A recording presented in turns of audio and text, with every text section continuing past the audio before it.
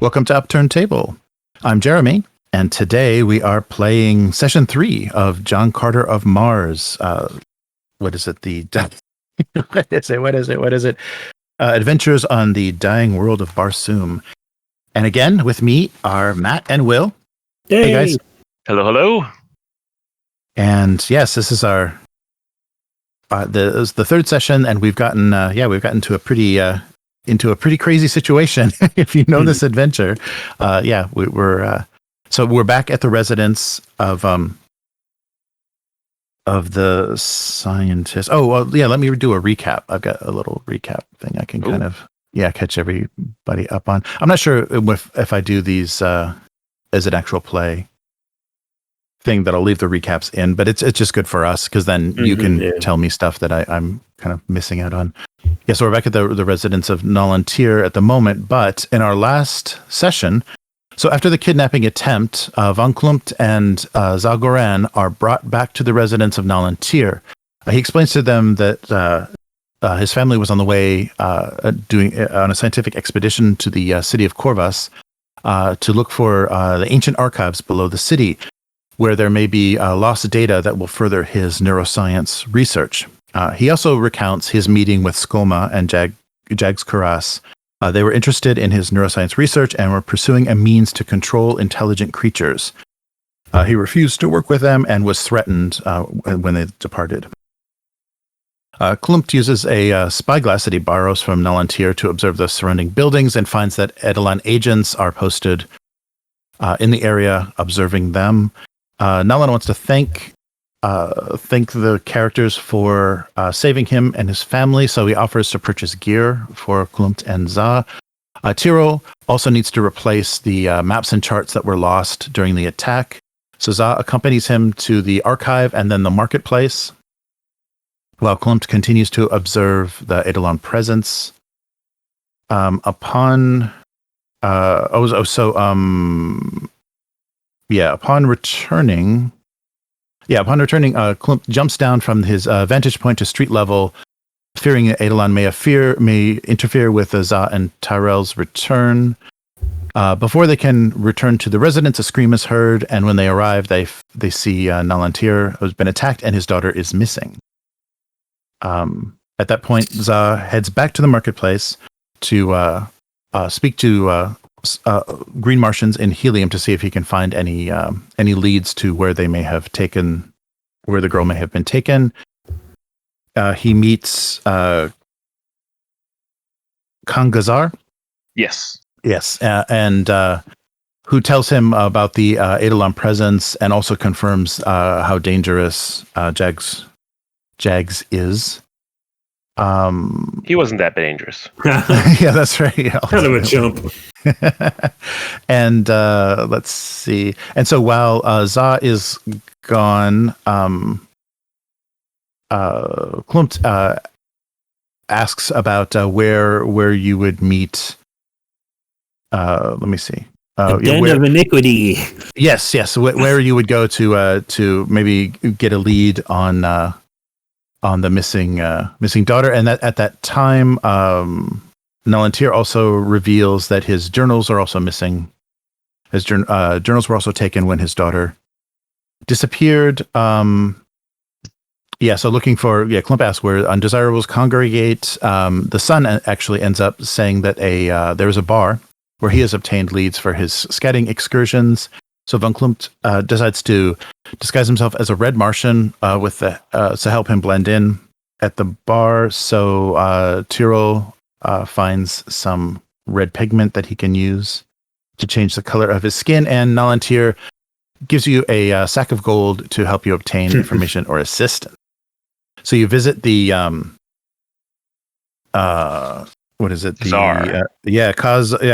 Kazara. Yeah, so the Black Hole Tavern. You meet a group of red Martian thieves after bribing the tavern keep for information. Some thieves that rob the rich of Helium. They know of Scoma and actually have a pretty good idea of her actual identity. You get a strange smile from the yellow Martian in the group. So they provide you, for payment, they provide you with transportation and a diversion that will give you a short window in which you can have access to where she is staying. She is a guest of the one of the Jeds of Helium in the elite district. The Okar who leads the group that is helping you, the group of thieves, is named Vars Nal, and they provide you with transportation, and you are able to access the dwelling. And right as you are gaining access, you actually see Scoma showering in the bathing area of the guest house, and it is revealed that she is actually a yellow an Okar, a yellow Martian, that was staining her skin the same way that Klümt is now doing. And that's right, the identity. So Klümt is Klum of Zardanga. Is the assumed identity. My red Martian cover. Yes, and so you're able to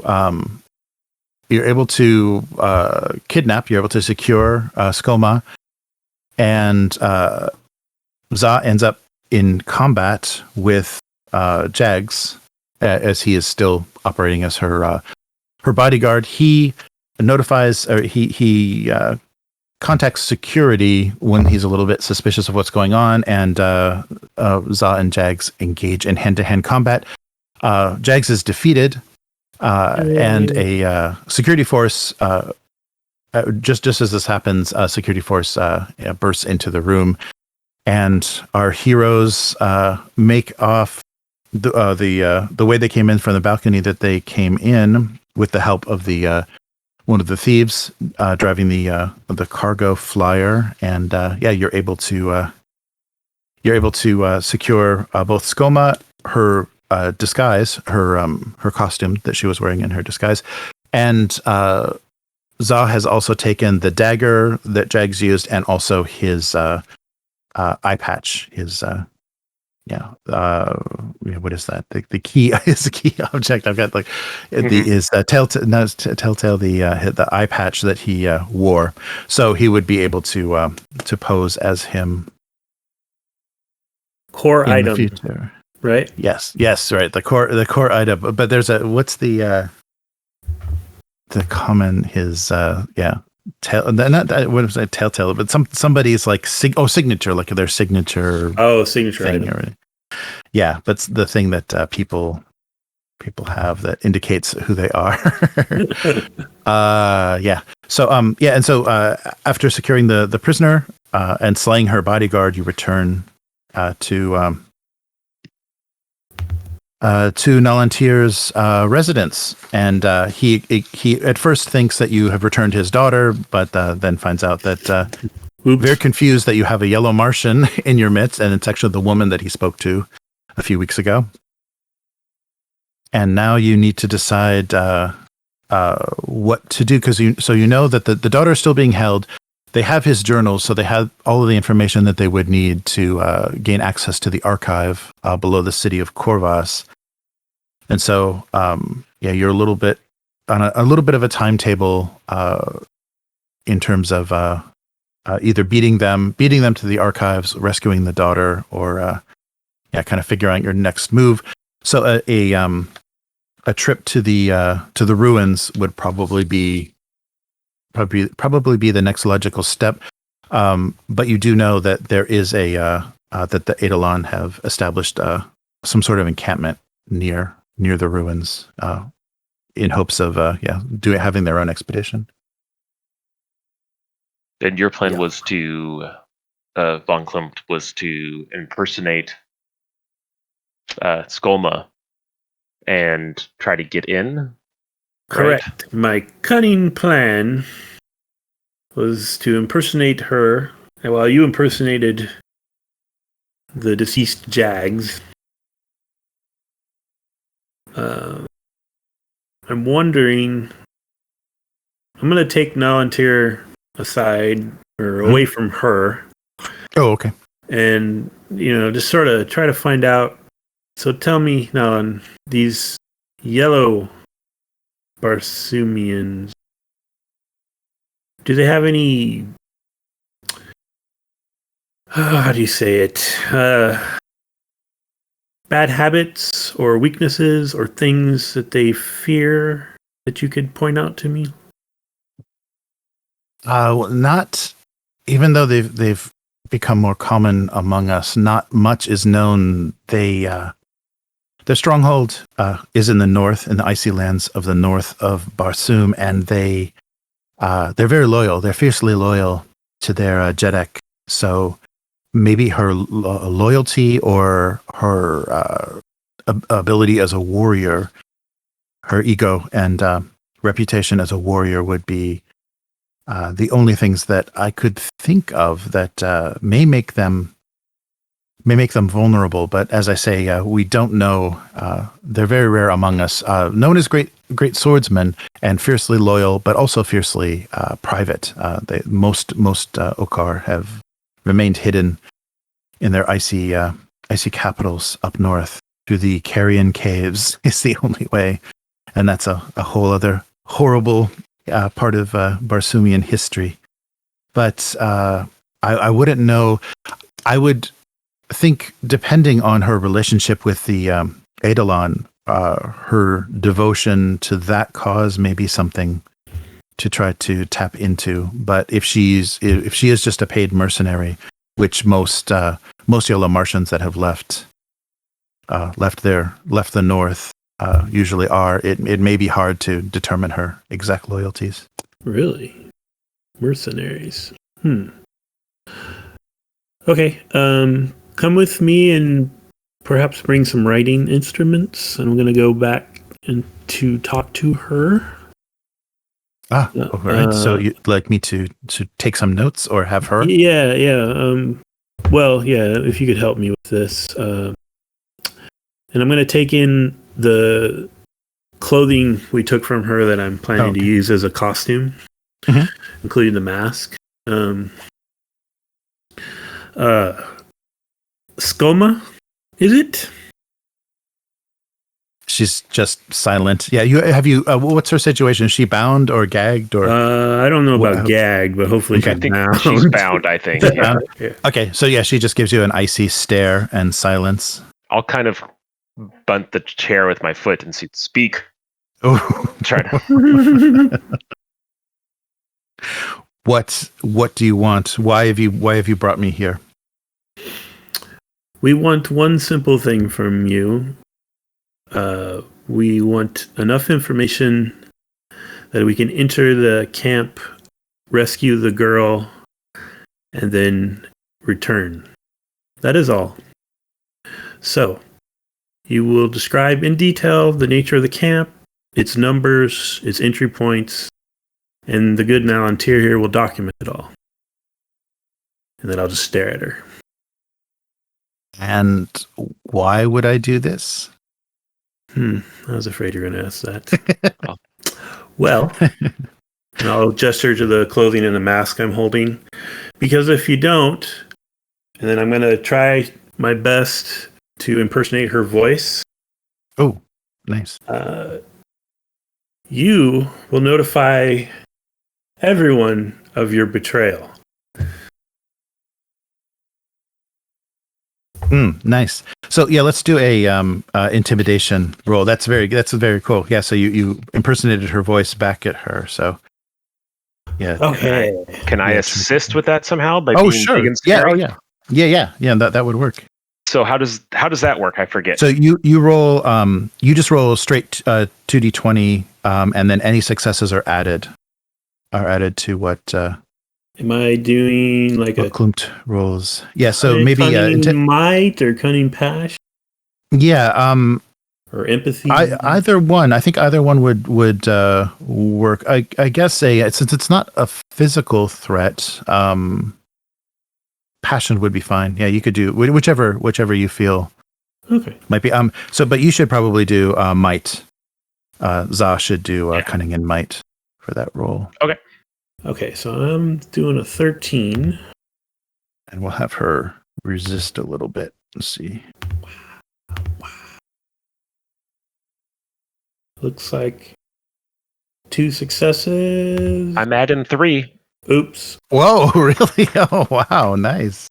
You're adding 3? I got a critical and a success. Yeah. Wow. Well, I only got 2. Nice. I accidentally rolled that 3rd die, but that doesn't count.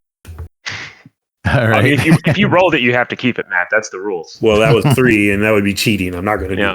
Okay. If Von Klümt does anything, he's by the book. Sure he is. Yeah. Okay, so let me just get her response here. I don't think she's going to be reducing that many with 2 dice. But if she rolls well enough, maybe. Yeah, so her daring and passion. Oh, okay. That's pretty high, so here we go.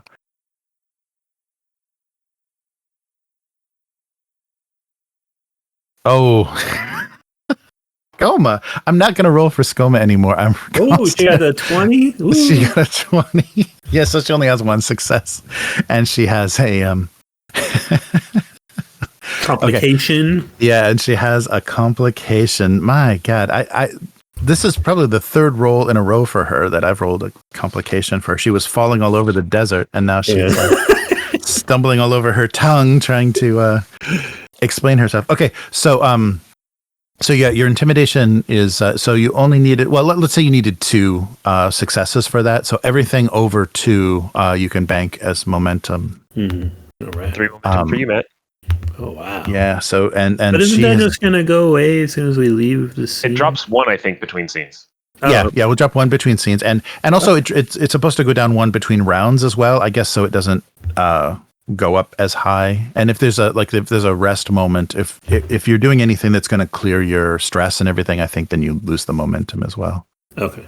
It's just supposed to represent kind of the beginning of action. So if you keep doing stuff, it'll be around. All right. So the complication. All right. So so you said to her, so draw the map, and I want to know the entry points, map, number of people. Yeah. Okay. General reconnaissance. All right. And I'm asking Nalan Tir to document. Okay. Yeah. So he's listening to everything. So between the intimidation of the Green Martian and your convincing impression of her voice, she realizes that she's stuck either way. If she doesn't give you this information, you're going to be able to destroy her reputation. So while she's recounting this, and Nalan Tir is giving you a good layout of the encampment near the ruins, she let's see, she so I guess in her arrogance, so her complication will be in her arrogance. She says, so I don't. I know I shouldn't be providing so much support to the enemy, but as an honored Okaran diplomat visiting Helium, I'm sure I won't be in your clutches for long. And right as she says that, there's there's a melodic sound, which is the doorbell to the residence. And what you see is outside there is a delegation, some security, and a delegation that look like government officials of Helium, and they're a bit confused because they're standing. They're standing in front of a door that previously was smashed in by Za, and on the return back after the scream and the return back to the residence. It hasn't been replaced yet, so you've got a door. Been like an hour, or night, right. The door off the hinges that has just been that way for a while. So they're a bit confused, but they do ring the door, and a delegation of government officials appears, and they have four security with them, and it's two representatives, and we demand to see the Lady Dal Vora. We have information that she has been brought to this residence, and we demand that you bring her to us immediately. There's no woman by that name here. I see. Well, you won't mind then if I have my security have a look around. It's not my home. I'll look to Nalan. Oh dear. Well, he doesn't know quite what to say. He's very flustered. So Nalan Tir is oh dear. I wouldn't want. Of course. The security may come in. We have nothing to hide here. I believe. So yes. Is this a multi-room? It's like pretty building? Much. It's one big open thing. Yeah, it's pretty kind of one big open. There's like a like sleeping area behind a curtain over. It's like a large laboratory basically that he lives in with his kids. So like one so side. She's like a parent from here. Yes, right. Yeah, they can see there is a female yellow Martian. I'll turn around and just look at her and try to convey, don't mess up. Okay. Like I'm still trying to intimidate her into thinking that maybe she shouldn't say anything. That I doubt this will work. But I'm just going to look back at her like in a threatening manner, for lack of a better term. Okay. I'm giving her the eye. I don't know if that does anything, but I'm gonna, since I was kind of standing by her, I with my back to the front door, I'm gonna kind of look at her and whisper at the same time, like, "You've helped us. Now to live, you need to help us one more time." Ooh. All right. So if you want to keep her quiet and so she doesn't try to just shout or kind of bolt and get the security's attention, that's 2 momentum will keep her quiet. So if you've got that to spend, if you're willing to spend that, she won't attempt. Okay. So that'll kind of carry over the intimidation, and she realizes that, she's, even though she thought, she kind of gave you advanced warning, and in her arrogance kind of spilled what was going to happen next. She I'll just make up a name quickly. Okay. Oh, for her. So you told her to make up a name. Yeah, I'm just trying to tersely and quietly tell her that. Okay. Okay. So she's the. Yeah. Right. Yeah. So chair right now. So that's what she does. Is she holds up, not so they could see, but in front of you, she holds her bonds up to you. All right, I'll cut her loose. All right. Staring daggers at her the whole thing. All right. And she's still only wearing a towel? Is that what we're... Is that where did you do anything? Did you cover her any more than how you brought her? Yeah. I mean, I don't holding her clothes, right? So I don't know what... That's right.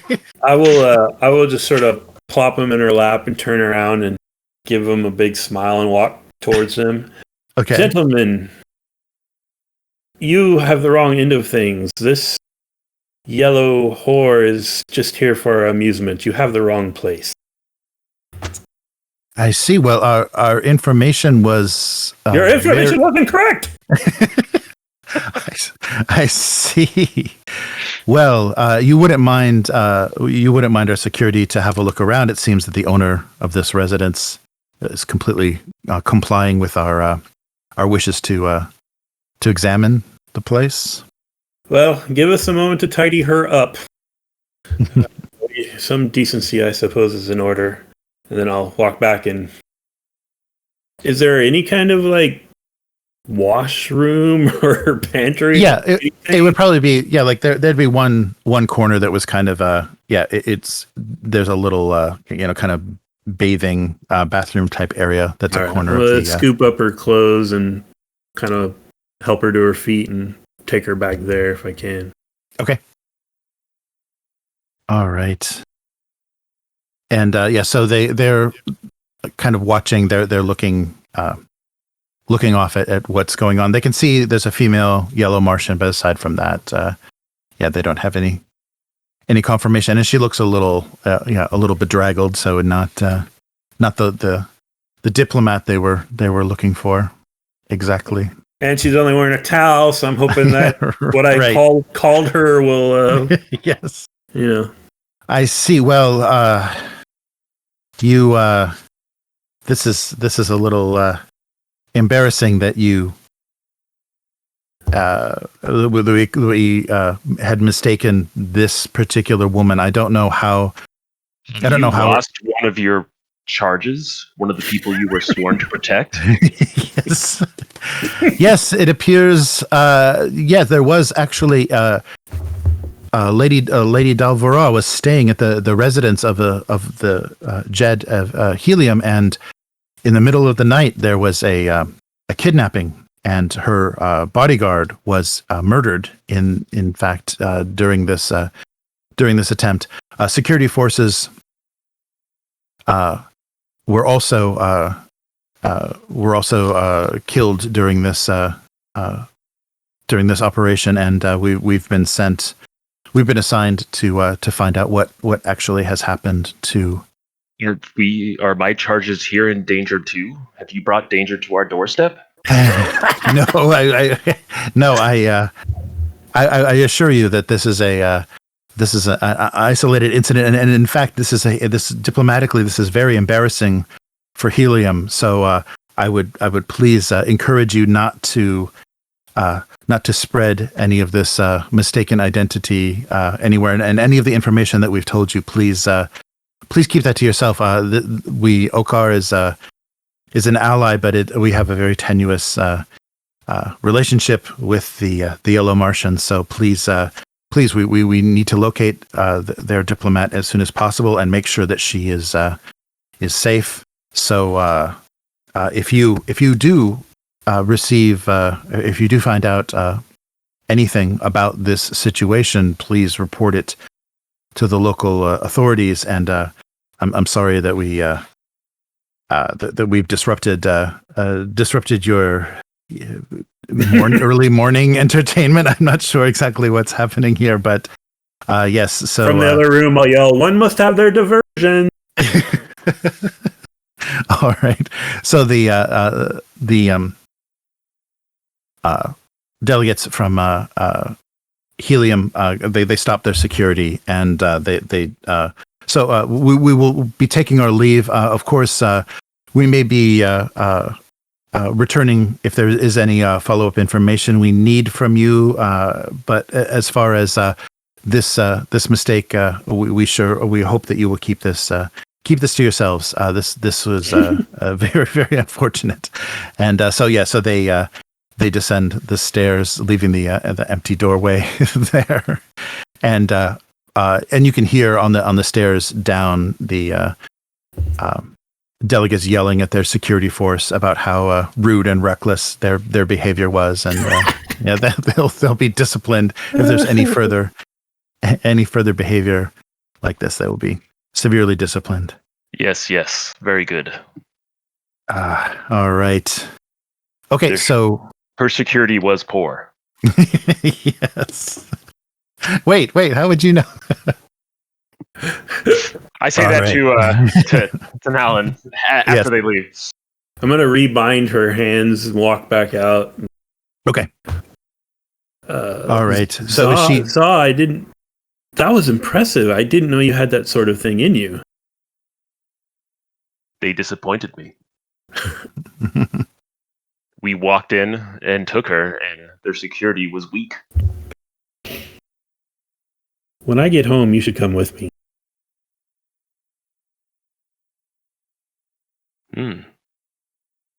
I haven't heard much of your homeland. Maybe after we save this child, I speak about the young adult woman. You can tell me more. Sure. Okay, so right. I want to kind of go over what Nalan Tir got from her. Mm-hmm. Okay. Yeah, you have a pretty good layout of a camp That's actually very close to the entrance to the city. Oh, really? The ruined city. Oh, the ruined city. Okay. Yeah. Sorry. Yeah. The ruined city of Korvas. Korvas. Yes. That'd be pretty funny if they were just on the other side of the wall the whole time. Yeah, they're just right there. The whole thing. Yes. How long a journey would it be? So it will require a flyer. As Nalan Tir knows from his information, it would be probably 2 days if you rode.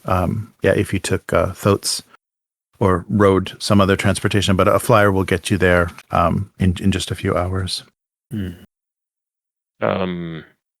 Is the plan to fly there with Nalan? Because isn't he supposed to meet them later today?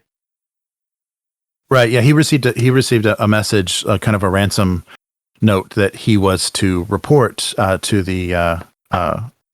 this camp, and he was going to be exchanged for the daughter, and because he was needed to help them access the archives. So are we showing up before that to infiltrate and take them down, or are we going with? I'm asking Klümt this, or are we going with him? I think and claiming that we captured him already. No, I don't. Well, I was thinking we'd go with him, but early, and attempt to effect a rescue in advance, and just So have him drop us off ahead of time and us sneak in, basically, or walk in, and then he can just fly us out of there. Hopefully. So if it doesn't work right, he could still go if he needs to. Oh, I see.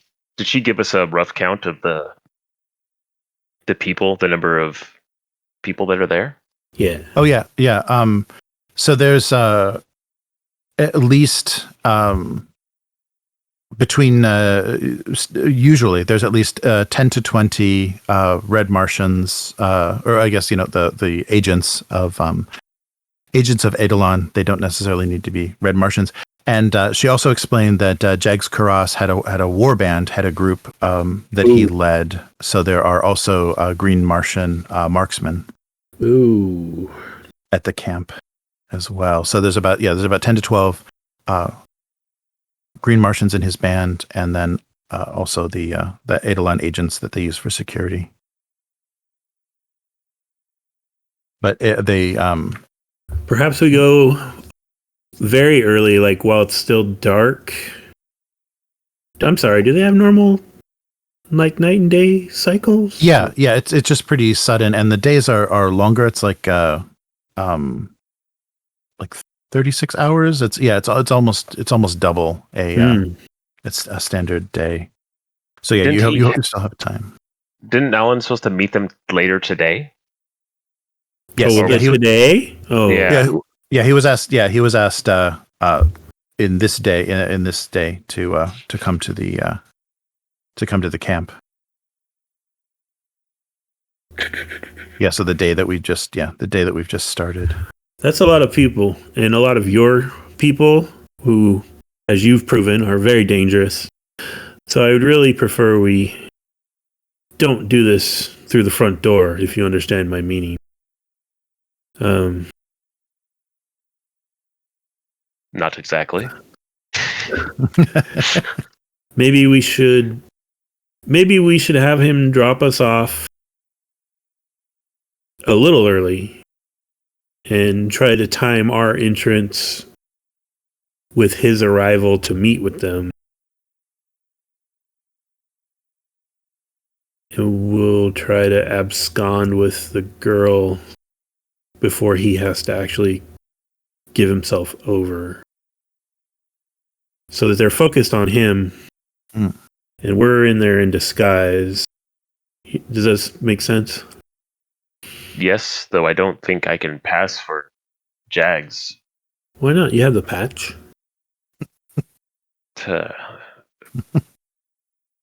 Me and him don't look very much alike. Really? I was going to say you all look the same. I would assume that at least the Green Martians who are his like followers, would know on sight that I'm just a random dude wearing an eye patch, right? Right. Practically. Yeah. I think that Eidolon agents would be easy to convince, but it would be much harder for his own warband to mistake. Of course, the dishonorable Green Martians were probably shirking their duty and drinking in tents during the day anyways, so maybe we can get in without any of them even seeing me.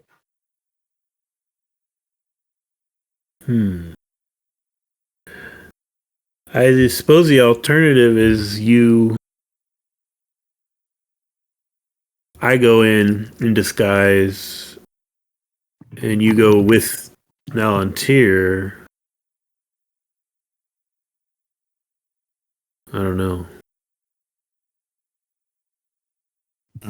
And Tyrell hears your conversation, the son, and he also wants to mention, I must tell you from my scouting that I've done around Korvas, the wilds around the ruins are very dangerous. So I would, if my father needs to wait there with a flyer, he definitely needs someone to be able to protect him. It's quite dangerous that the wildlife in that area is rather aggressive.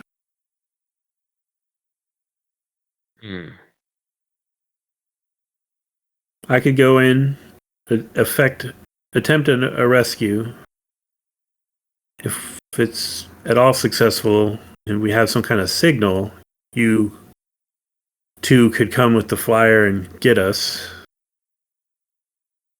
So I'm gonna look at the map. It's just a camp, right? It's open.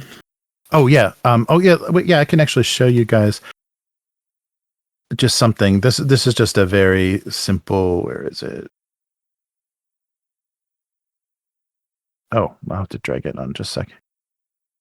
I did Incarnate has this really cool. You get too bogged down in like details and things, but it has a really nice set to build maps and stuff. So I did something to just kind of give you a little bit of an idea of. Yeah, Incarnate's pretty fun. I like playing. Yeah. I was surprised, and I could convincingly do something that looked kind of John Carter-ish. So, let me just drag this on. So this is basically what the map looks like that Nalan Tir has drawn.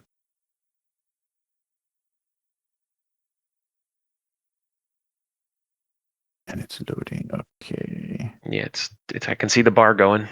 Okay.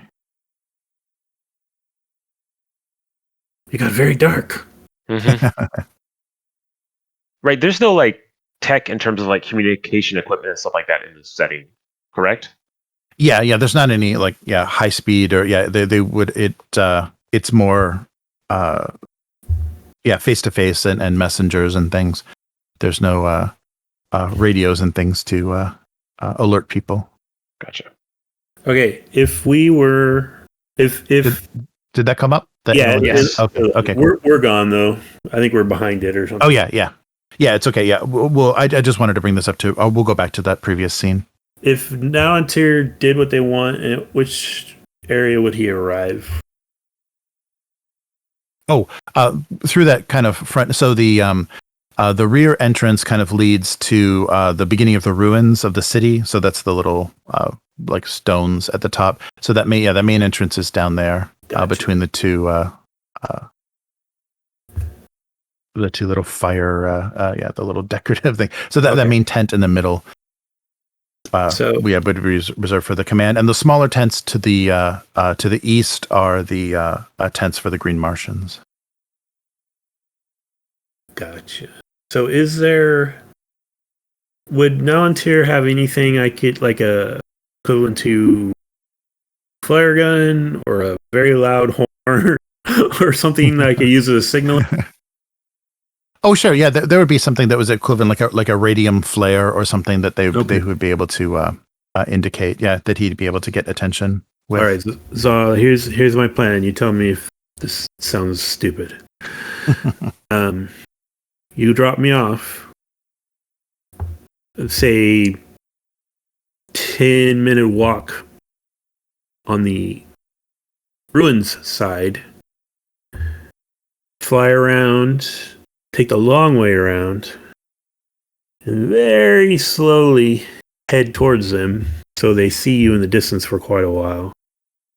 I will wander in from what I'm going to call the north, act as though I have very important information that I must speak to the prisoner. I'll feign like I talk to her, and then announce to the camp that we have been betrayed and that there is a horde of your people gathering in the east. Set off my signal, and you guys come and get me. Is your thought they will go to the east of? Yeah, I mean we'll wait a few beats until at least the danger. Hopefully the green Martians will be sent to that direction because they're the ones I'm really afraid of.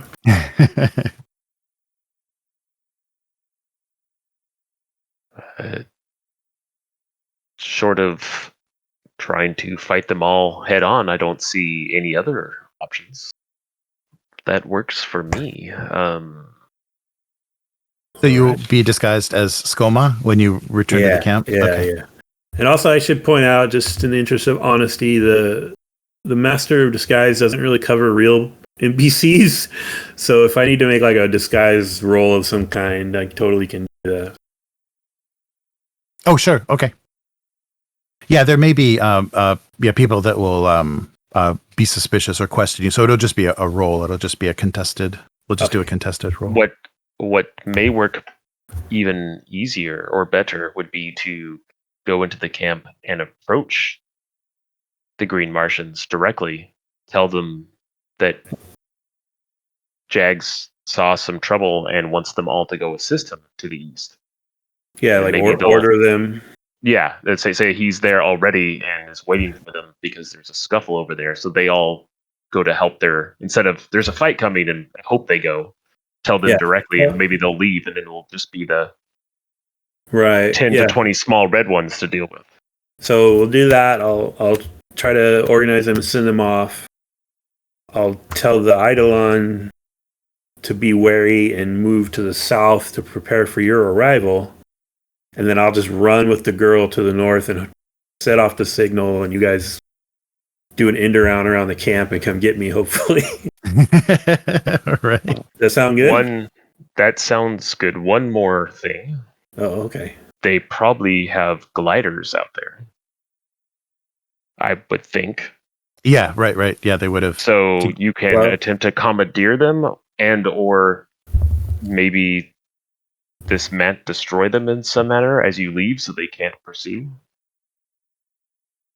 Did she indicate in her information how many? Yeah, there would have been but there would definitely be flyers. That would be the only way. They wouldn't have traveled on foot. So let's say I don't have anything, but yeah, let's say no, not that. This tool. Yeah, let's say over in this area there are gliders parked. So there's quite a few. Maybe 3 large gliders would be enough. There's 3 larger gliders that are parked to the northwest of the camp. And Nalan make an explosive to destroy them? Does he have that type of? I certainly I could stuff here. come up with something. Yes, I'm sure a combination of. I've never piloted one, so I couldn't fly one. Can you, Lukas? No, not these. No, I'm not confident. Can Tira? Does Tira know how to fly? Oh, the daughter? Yeah. Yes. Yeah, but both of my children are competent flyer pilots. I don't think it would take much for one of them to explain to you, if either myself or my children are there, for one of them to explain to you, Klümt, how to fly one of our gliders. It's not it's not terribly difficult, and I'm sure there are some similar vehicles where you are from. This Barsoom may have some equivalent. I like where you're going with this. I think just a tweak is perhaps I will try to command the Eidolon to take 2 of the flyers to escort the Green Martians. Mm. And then I will just try to steal the 3rd one. Because I'm just concerned that explosives and setting them up and all that might take a little too long. Oh, okay. You're the one putting yourself in danger. Right. Not usually how I do things. All right. Yeah, let's go with that. Maybe he can give me the explosives anyway, just as a backup plan. Okay, sure. If things go badly, you can kill yourself and as many of them as possible. Right. Yes. So, Nalan Tir will prepare a satchel of explosives for you. And remember, that they have their own kind of crazy rules. So using them especially in combat, can be a little bit more chaotic. I'm gonna more count on his daughter being able to help me with the ship, and if again I do want the signal flare. I still want you guys to come get me if I throw up that signal. Is that understood? Like, I don't. Absolutely. Okay. Excellent. All right. Well, we probably should prepare and then make haste. Okay. Tyrol, are you capable to keep guard on this yellow Martian? I suppose if she was bound securely, I'm sure I will be able to keep her captive. Make sure you leave me with. Might I recommend a blindfold and a gag? Okay. Right. I can do that. What should I do if any of the Helium authorities return? Tell them the truth. Oh. All right. I will. I don't endorse. I do not endorse that plan.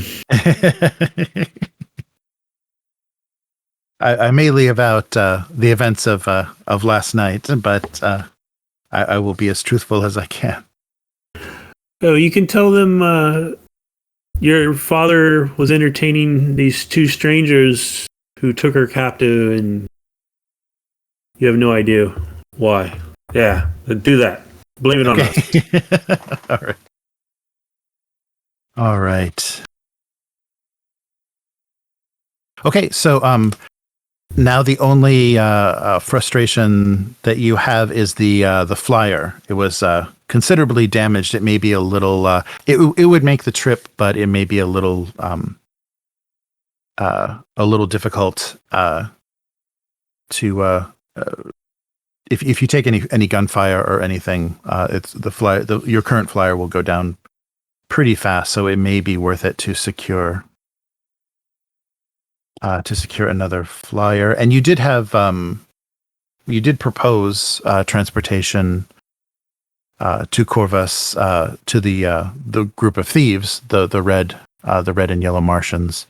Mm-hmm. So they would be they might be a contact for transportation. And you also have the now have Gazar, the Green Martian, that you may that you can maybe maybe we can ask him. And how much of that coin do you have left? Maybe we can get someone to ride out there with us. We're gonna need more from Nalan Tir because I believe I gave everything to those people. Oh, right. That's right. Yeah, you gave the last quarter of the. I didn't think they were gonna come through, and they did. So right. That feels like a group of people you want to buy some renown in whenever you get renowned, but yeah, for sure. Nalan Tir, I must trouble you for more money, but it is for your daughter. Oh, of course. And any amount is worth it. Just to have her back safe, and of course, secure my journals away from those Eidolon monsters and their nefarious plans. So yeah, he secures more gold for you, so you have more coin to all right. Well, negotiate with. As quickly as possible. I want to try to get back to that tavern. I don't remember if you told us it's. I forgot, but Black Hole. Black Hole. Yeah, the black. Okay. Return to the Black Hole and attempt to hire. Really, just want to hire that one guy that was just flying it around because I know I can trust him. Right. He came back for you guys. So yeah. So you make your way. You make your way there, and actually the tavern keep is still cleaning up from the night before, and says he tells you where you can get in touch with the group of thieves again, and you contact that red Martian. So we'll call him Tan Vorn was the driver, was the red Martian driver, and he says that he would offer his services for what you what you have in that bag, and he has a flyer in good condition. Excellent. That you'd be able to take. I'll explain to him the outline of what we're doing, not no naming names or telling him how many crazy green Martians are out there. Oh, okay. But all right, that he's got to drop me off. About 10 minutes walk in the north, then swing around with them to the south, and very slowly approach. And at that point, he's under the command of Zogoran. Okay. Excuse me, Jags Zogoran. Yeah, right. All right. And you will have to spend a momentum though, because you don't have any unspent renown or anything to. But all right, I had one left. Okay, good. Nice. Yeah. So that one momentum will give you access to him and allow you to, secure him as a driver. So. All right. Perfect. And actually the flyer that he has actually has some weapons on it, so you'll be a little bit more. You'll be a little bit better off than you were with the scientific expedition. You have some the equivalent of rifles mounted to the flyer. All right. Okay. All right. So you have a red Martian driver. So the son is going to stay behind then to guard your prisoner. All right. And maybe fix his door. All right. Yeah. That would be a good project to give him. All right. Sorry about the door. Yes.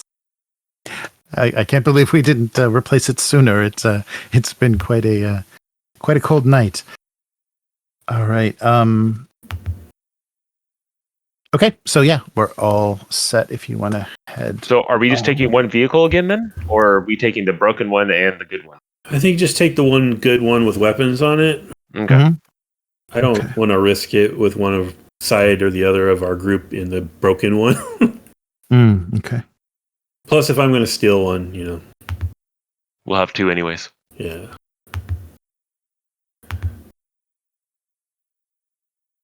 All right. So you're going to go before the time that they were expecting Nalan Tir, right? So this is going to happen in advance. The ruse. Okay. So basically, we'll have to time it out a little, but I want to be able to be dropped off out of their sight, but not crazy far away. Mm-hmm. Walk into camp, maybe around the time that they're like, oh look, there's a flyer on the horizon, kind of thing. Mm-hmm. Okay. And then I have a question about luck. Oh, all right. So it says you can spend a luck to influence a story, add a fact or detail to a current scene that has both narrative and mechanical effect. Yes. It says narrator has final costs, say on cost and effect, so if you need to spend more than one, that's totally fine. Okay. But basically, I would like an extremely convenient dust storm to roll in from the east. Oh, okay. Uh-huh. That works. So that when I'm talking about a force in the east, they can't really confirm it from where they are. Okay. All right. Sure. Yeah, that works. That totally works. Yeah. So you were able to while you were formulating this plan, you're talking to Nalan Tir, and he actually had some weather forecasts, and you kind of overlapped. You kind of said, this timing. So it cemented. Perfect. Yeah, cemented this plan that there would actually be dust storms today that may mask their ability to find out what. Just one luck, or you want me to spend more? Yeah, just one luck is fine. Okay, cool. Yeah, because that's not huge. Plot altering, but it's good. It's very useful for you. All right. Okay, so I guess we're all set to set off. Do you want to make sure? So let me know, like what? Oh, I guess anything that would be reasonable and convenient. So you can keep the spyglass if you want to use that. The one Nalan Tir gave to Klum. Klum has can have the spyglass still, and you'll have the same weapons that.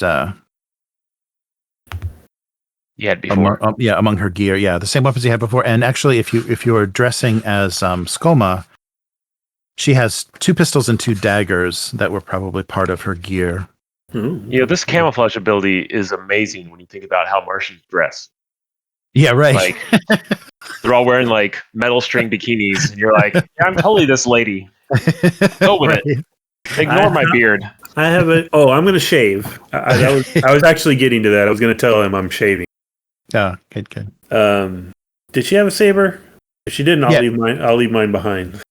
Yeah, she does. She has a sword, a short sword, 2 daggers, and 2 pistols. Oh my goodness, she had a lot of stuff. Okay. Yeah, she was. Yeah, so I'm gonna affect my disguise. Okay. Spend the whole trip over practicing my lines in her voice. Yes. All right. Okay. Yeah. So you're so the driver brings you back from where you hired him to the residence. So you land on the landing pad and are able to load up. And so Nalan Tir is going. The sun is staying, and you have a red Martian driver, and the 2 of you. Anything else? You have a flare gun, right? I have a crazy flare gun. Okay. Does he by chance have 2 flare guns? Because it may be possible that something else happens and he needs to find us. Okay. Can we get a second? Yeah, that's fine. Yeah, that would be like probably standard safety equipment for stranded flyers and things. So that wouldn't be hard to. Yeah, you can gather from the damaged flyer. You can gather those sorts of things. Yeah, so you'll both have flares. And Nalan Tir is. I'm sorry. Nalan Tir is bringing with him the maps and things that they that his son recreated to help them navigate the city, as well as a radium torch. And he tells you that this is a very, very few know the kind of ancient techniques of these torches. They were actually used to access rooms. So this should function as a key. I have it tuned in a way that it may help us access rooms within the city that will be unreachable by others. Unfortunately, that was also in my journals that the Eidolon have seized. But and so these things are very rare. No one knows how to make them anymore. But you see about a foot long, kind of ornate decorative rod that when he twists the radium ignites in it, and it glows a strange green, color. So we should be fine. If we can just get to the city, we should be fine once we're within the archives. All right. Anything else? I think we're fine to set off. So there's a map in the book, but it's not very useful. It looks like just a highway map, but it shows that basically Korvas is almost halfway between map-wise between Helium and Thark. So if there would be any reason to beat a hasty retreat to somewhere that wasn't Helium, Thark would be the next closest civilization. All right. Oh, that place is cool. We could go there. Yes. Maybe your people could raise a force if we needed them to. Yeah, right. I could. That's true. If we had more time, I could find I have some mounted companions I could probably pull in, but well, that'll be the backup plan. Okay. Good. Okay, so you set off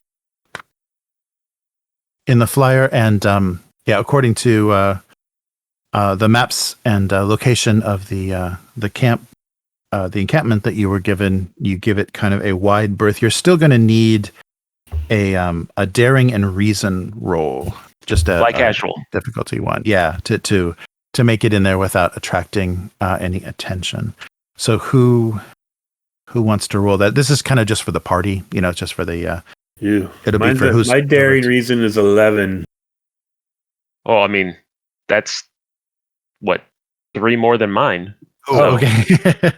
All right. Give it a shot. I will give it a shot. Here we go. Oh, 2 successes. Oh, nice. Okay. So you just needed one. So keep third dice on accident. keep that momentum. All right. You just needed the one. And okay, so you're able to make it to the drop-off point where you wanted to without being spotted. So you did get close enough to the camp to get a sense of any of the activity, but they also didn't see you. So you sat down, and let's see the. Oh, this is something kind of important that I left out. Oh, okay. Did she indicate where in the camp they're holding her prisoner? Oh, yeah. She said that. Yeah, she indicated that the large command tent in the center. Okay. Would be where she was. Where she was. Yeah, as far as she knew, that was the information that she had. Okay.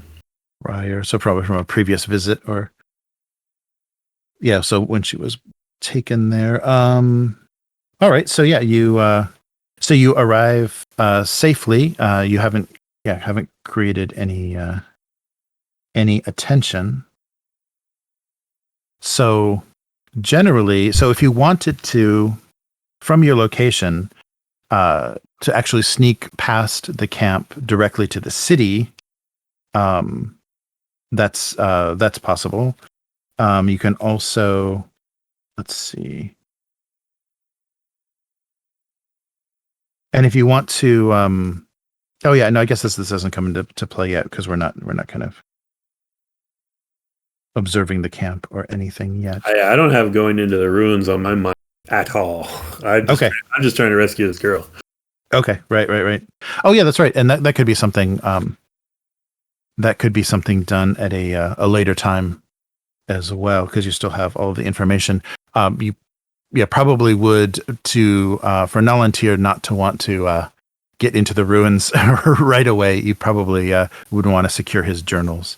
So that's going to be pretty important to him, because he's his biggest concern, obviously, second only to his daughter, is that they now have the information to secure the data from the archives that he knows is very valuable and very dangerous for them to have, and very valuable for his research.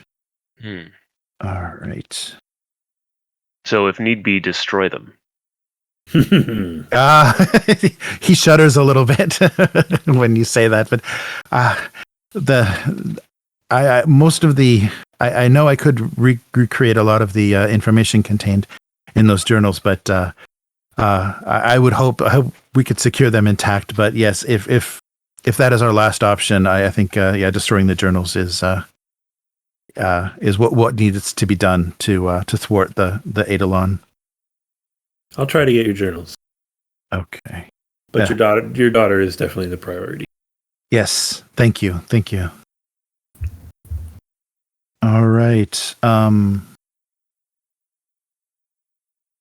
Okay. Yeah. So you can disembark. So Klümt, disguised as Scoma, can disembark from the flyer and make your way to the camp.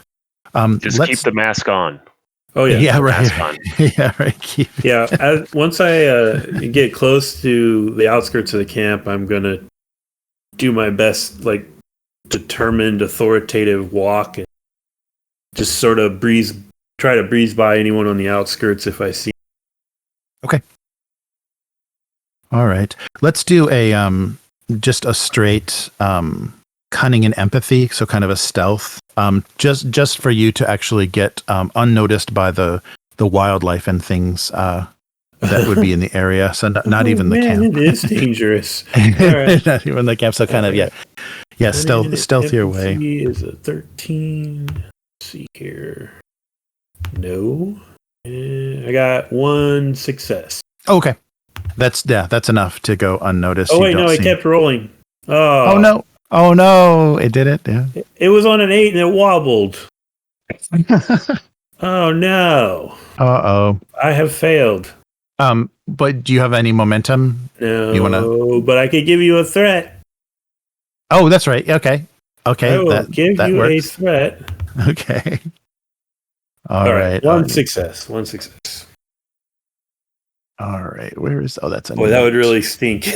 Yeah. Attacked by some random monster on the way to the actual plan. Okay, and no note. There we go. Okay, so I'll just put it on this board for now. Okay, I guess we should get you guys up layered. Yeah. Actually, let's see. Oh, no. It's too bad there's not like just a layer window where you can grab stuff. Yeah. Let me I'll bring the other map back and maybe I'll just drop this on it. Yeah. Oh, where are you guys? Oh, here. So you should be, they're here. And then I'll just pull this other map. Yeah, you can just put it below it and we can. Yeah, that would work better instead of flipping because there really isn't a point to do scenes or anything. So I'll just bring it in as a little tiny token. Okay, so here's the camp that you're off to. And so so the flyers are, I'll redraw those just so we have them. Oh, it's not visible. I see it. Oh, it's up? Okay. I see it, yes. Okay. So you created this map in that software? Yeah. Incarnate had some pretty good, and I was starting to mess around with it too much, and not not preparing. I was just making a map instead of preparing for the session, so I had to stop. But you can do a lot of really cool stuff. Oh, so the flyers are not. Oh, yes, right. You can't draw on pawns. You can only draw on the background. Let me just get rid of that then. Okay. So remember that. there's 3 flyers in the northwest corner. Okay, so you can approach. So you made it safely. And nothing can go on top of it either. It looks like. Oh, right. I just tried to put a token. Oh, now it's this one. Oh, good. Okay. But if we ever touch it, no. Yeah. If you where are you guys seeing it? Because for me, it's like down in the corner. Yeah, it should be down. Yeah, it should be down. You can mouse wheel out and in to move around. Oh, you guys are zoomed out. Oops, sorry. Yeah. Oh. Yeah, so if everything keeps it's like the vehicle was, everything keeps popping underneath it because I just put 3 little tokens down to represent the things and they and then it popped up. So yeah. You can't delete like the city one and just replace it, or I can. No, I can actually just make the city one. Oh no, I can't. It's a map. We can put this over, or we could just move everything. We just move our tokens. I think you have to rename stuff though. But we can just do this and then bring you guys in here. So, is this Za? It's not, but it's good. We can use that one. That's Oh, okay. Oh, wait, which one was it? Okay. Oh, this one. Yeah. Okay. We can use these guys as the sleepy green guys. All right. Yeah. Sorry. So go ahead and name stuff up and oh yeah, that was good. Put the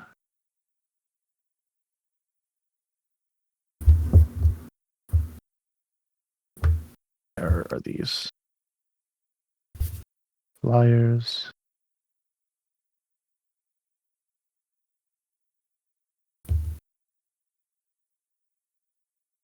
Okay. Always got to be bigger than me. Right. It's just a fact, man. I can't help it. Well, you need to go get on your flyer at the other end of the map. I'm there. Yeah, that's right. And let's put the so Nalan Tir came with you. Oh, we need one more red Martian, don't we? One. No. Okay, well, I'll just use the sun's. This is not the sun. This is your red Martian contact. Our roguish pilot. Yes. All right. I think that's what his name was. Tan Vorn. Yeah. Good. Yes. Thank you. Tan Vorn. Perfect. Okay. So that pilot there. Okay. So so the token. Not not representing the actual. Let me do. Get a little bigger. Okay, so there's been no very little activity. Do we need to do anything to get back around without them seeing us? No, because you can fly very far around. You were just trying to get as close as possible. Gotcha. So you make the trip as short as possible for Klümt. So there's almost got 8. Yeah, right. Still almost got it. All right, so you can approach the camp, and there's very minimal activity. You see, only visible. There is only the 2 green Martians kind of milling around in the area with their tents, and a single Eidolon kind of going through some of the supplies on their side of the camp. All right, I'm going to do my best to march authoritatively into the area between tents. Okay. And call to that one Eidolon. Oh, okay. The one that's yes. Come here. Yes, Scoma. Yes. We didn't know you when you would be arriving. Yes. What may I do for you? We have a problem. Those people in the city have raised an army against us. Gather the green Martians. Okay. Well, Barsoomians. Yes. Yes. Let's inform the the guardsmen in charge of this camp. So the smaller the agent quickly runs over to the I won't move everything as this goes on. Moves over to the command tent, and a formidably equipped Eidolon guardsman comes out of the tent and says, "Scoma, Lady Scoma, you have news? We are about to be attacked. Gather the green ones now." Yes, of course. Let's see. So he wouldn't have had nobody that's at the camp, especially the Eidolon, have had a lot of interaction with you. So your disguise is gonna work pretty well. Cool. And I'm trying to keep, like, anytime they get close to me, I'm gonna say something loud and back up a little just to try to keep a distance so they can't scrutinize me. Sure. All right. So there is a group of group of Adalon agents are brought out, and they head over to the side of the camp with the Green Martians and rally the group of Green Martians. So what are our orders? I'll gesture to the hopefully impending dust storm and tell them there is a force of Tharks that have been rallied that are moving in under the cover of this dust storm. I want you to crew 2 of our flyers, escort our green men, and engage them away from the ruins. Of course.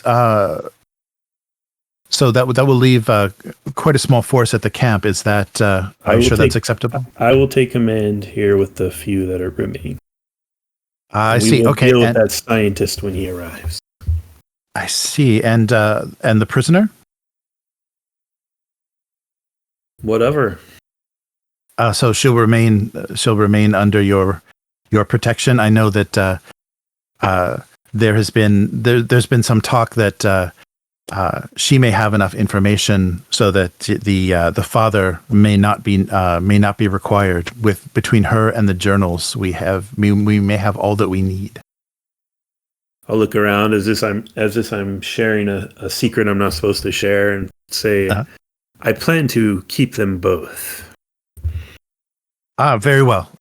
And so they head off. So that the group with this guardsman, the group heads off, gathers the Green Martians and 2 of the flyers. So they man 2 of the flyers and take off to the east, as you requested. In that commotion of them getting ready and going,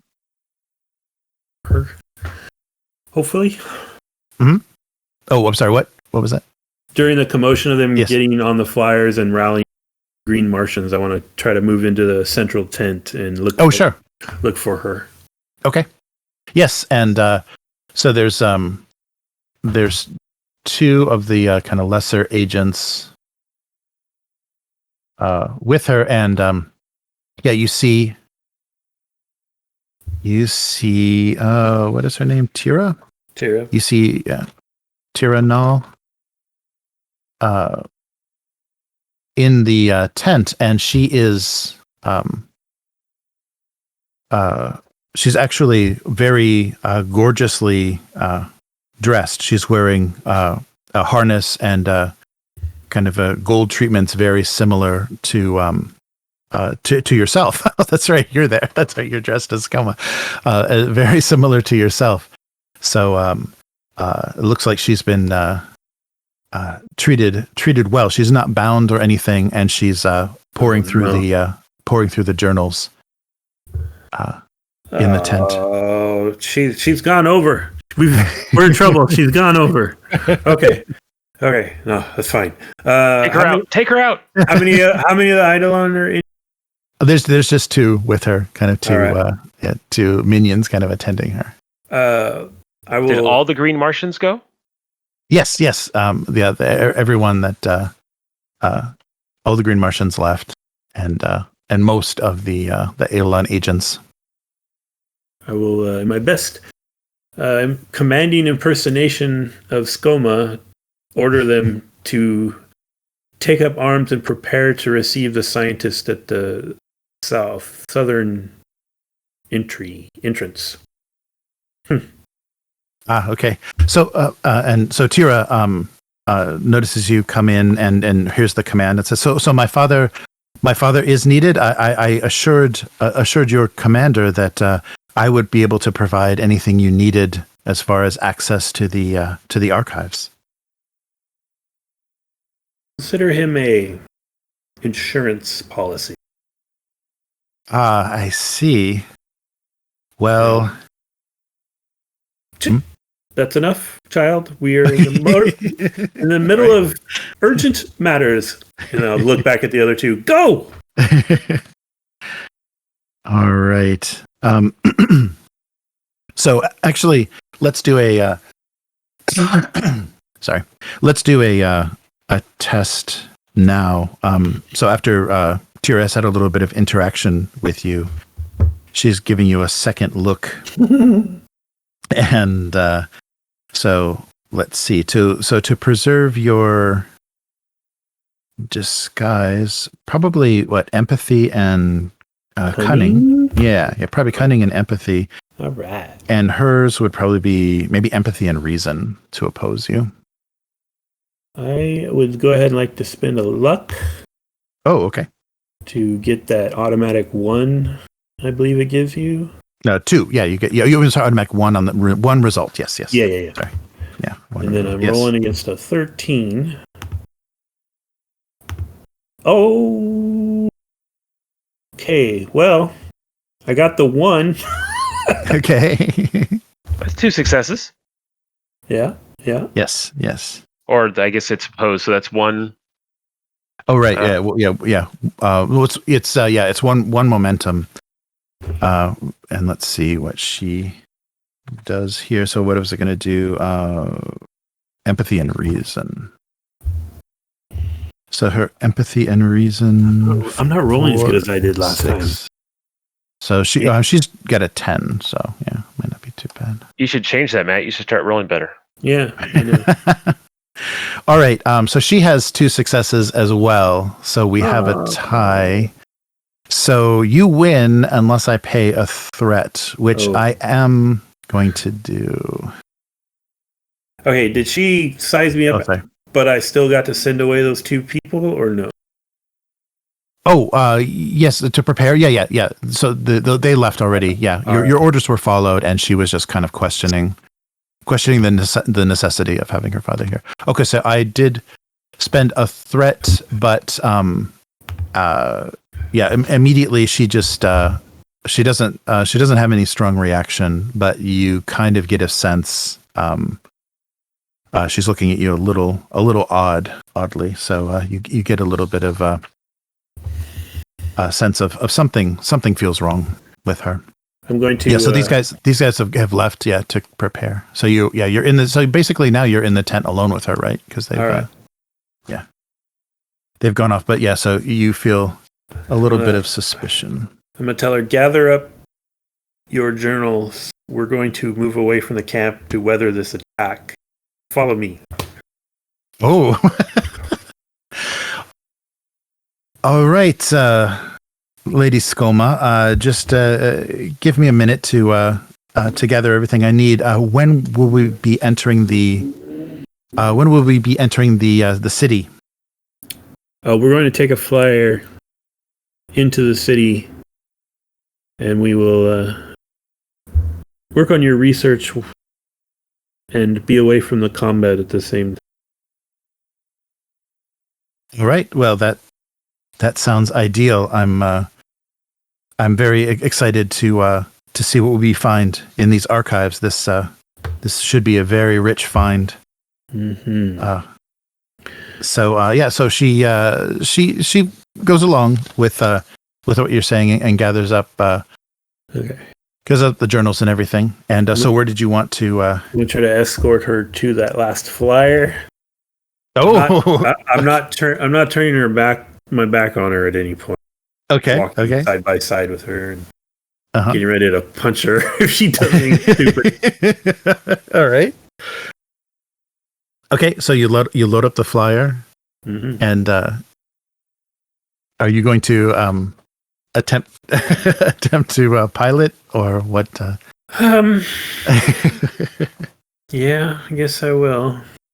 Okay.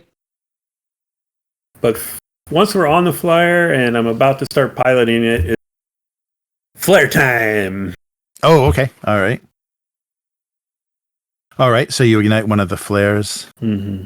All right. Okay, and so she's a little confused. I'm sorry. What was that for? Who are we contacting? Oh, that was just to confirm with the Eidolon that I have you in a safe place. Don't worry. All right. She seems to be going along with what you're telling her. Okay, and so you see, Za, you see the flare come from the camp. Oh, Will, we got you. I bumped it again. Sorry. Okay. No problem. It looks like he's in trouble, and we need to go in. Oh yeah, that was the plan. Oops. Ton. I don't know why I was thinking it was to tell you I had her. Oops. Pick up the pace. Let's do this. It's been a long day. Well, I'm gonna try to fly this thing. Okay. So daring and reason would probably be and it's going to be a difficulty 2. You'll have it's one more difficulty for you because you're trying to figure things out. I will go ahead and okay. Daring and reason. We'll do that first. Okay, here we go. Okay. It's only an 11, so great. The daring stuff. I got a 9 and a 1, so nice. Like, okay. That counts as 3? Yes, sort of? yes. Yep. Okay. So you got a momentum from that, and you successfully very convincingly pilot the flyer. Like I know what I'm doing. Almost like you know what you're doing. All right, well then my plan is to fly south southwest around the camp and try to meet with the other flyer. Okay. All right. Wow. So so you have everything. So give me one more fly roll, but this is just a difficulty 1 since you've already gotten it. Gotten it in the air. It's not opening.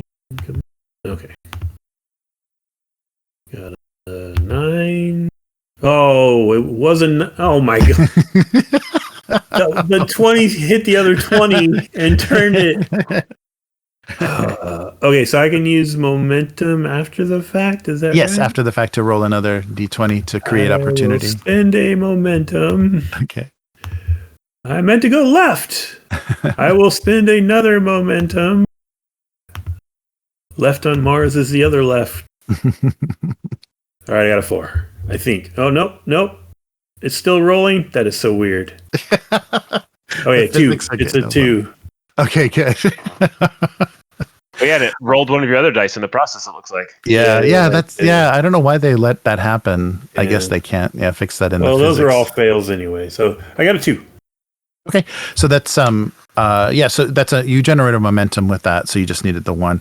So you're able to fly unnoticed by any of the other flyers that had headed. They hadn't quite made it into the storm yet, so someone may have looked back and noticed you leaving the camp, but they didn't.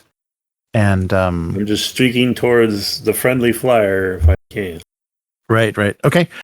So you're looking for so Za and Nalan Tir and everyone. You're waiting in the flyer. At the I think we're actually heading in right now. Yeah, like because he shot a flare up, so we thought. Oh, that's right. That's right. Okay. I'm assuming we'll see him coming at us here in a moment. Yeah. Yeah. So you're not spotted. Oh, actually, why don't you? Why doesn't Za I guess we'll go with Za. Why don't you just roll the daring and reason just for the chance that the flyer is spotted? Alrighty. Oh, thank God. That's 3 successes. Oh, wow. Okay. I just roll 1s every time, and it's not a problem. Nice. Okay, so 3 successes. So bank 2 of those momentum, and so you safely you're not noticed by the flyers that left the camp either. And so that's exactly what Klümt sees is another flyer coming towards them to rescue them. Because so my plan is to grab her and Jasumi and jump over to the other ship. All right, okay. And let this one just crash into the ground. All right. Wow. All right. So I guess that would be some daring and might, just to make sure that nothing. Daring. I'm gonna go ahead and spin a luck. Oh, sure. Yeah. I don't want to fall. Hey, I killed your kid. All right. So that is 2 normal successes plus the luck. 2 from the luck. Okay. Yeah. So that's through momentum. you generated from that Nice. because you just needed the one. Yeah, you're pretty capable of it, but we should, just to be sure there's no complication. So you make it. You make it across, and Nalan Tir is overjoyed. He sees Tira in his arms, and he embraces her, and he says, "Oh, my daughter, I'm so happy I'm so happy you're safe. I was terrified at what might have become of you." And he looks down, so he's embracing her, and she's got clutched to her chest the journals. So he's very doubly happy. He's like, "And the journals, you were able to secure them. So tell me, what do they know? What is yell, their plan?" like interrupt him. Yes, yes. Halt! Your daughter is colluding with the enemy. Father, what? So I'll take off the mask like a big reveal. Oh, that's right. Yeah. Tira was shocked that Scoma actually scooped her up and made this amazing leap from the flyer. But so the flyer that you were piloting, unfortunately, crashes, and that's going to draw some attention, not only from the camp, but also from the flyers that left to back to the city to contend with this crazy Thark army that was doesn't seem to be there. So let's see. You're gonna have to probably. Yeah, you'll probably have to do a little bit of avoiding. You're probably gonna get pursued back into Helium. But so Tira is she can't really mount much of a defense, and she knew that you were not who you said you were, but it was very shocking to see that it was in fact the Jasumian dressed as the Lady Scoma. But she's pleading with her father, how afraid she was, and she I'm so happy to that he has all of his valuable data back. So she has him very much on her side. But in the midst of all of this, we're gonna have to make the flyers have returned after seeing nothing but dust, no Tharks. They had decided to head back to camp, and the crash of the flyer kind of drew their attention towards you. So you're going to be pursued on your flight back, and all that's going to mean is they probably won't be able to catch you just because of their delayed. It took them a while to locate you. But they will attempt to fire. They will attempt to bring down your flyer. So they're going to be firing at you. Fire back with those mounted rifles. Oh, sure. Yes. Yeah, and you have rifles as well. So, we're going to need a daring and reason difficulty 3. So a very difficult piloting test to avoid being damaged. I feel that's all you, Master, or am I doing it because you're doing the guns? I was hoping the rogue guy was doing it. Oh yeah, that's right. So why don't we do? Yeah, we can roll with his stats though. Let's do that. You guys should roll, but why don't we use one of his? We'll use his stats. My daring and reason is not a good combination. Okay. Anything with reason's bad for me. So it's the daring part that I have trouble with. All right. Well, the NPCs are not going to blow you away either. So yeah, daring and reason. So he would be, if he's the pilot though, let's not use a standard NPC. Let's give him a 12. So you guys can roll a 12. Better than me. Yeah. You can roll a 12 for his. Roll, Matt? Okay. And you can spend your momentum. You can spend a combination of you can trade your momentum to make this Did work. you say I needed a certain number of successes? 3, yes. Yeah. It's daring and reason difficulty. Looks like 3. you got it though. Oh, nice. Well, I got 2. Well, the 3 I'm assuming is less than his lowest stat. Yes. Yes, less than 6. Yeah. Oh, I forgot about that. So that's 2. Yeah, Yeah, you're right. You're right. So I got. So that's 3. Yep. Okay, so you safely make it.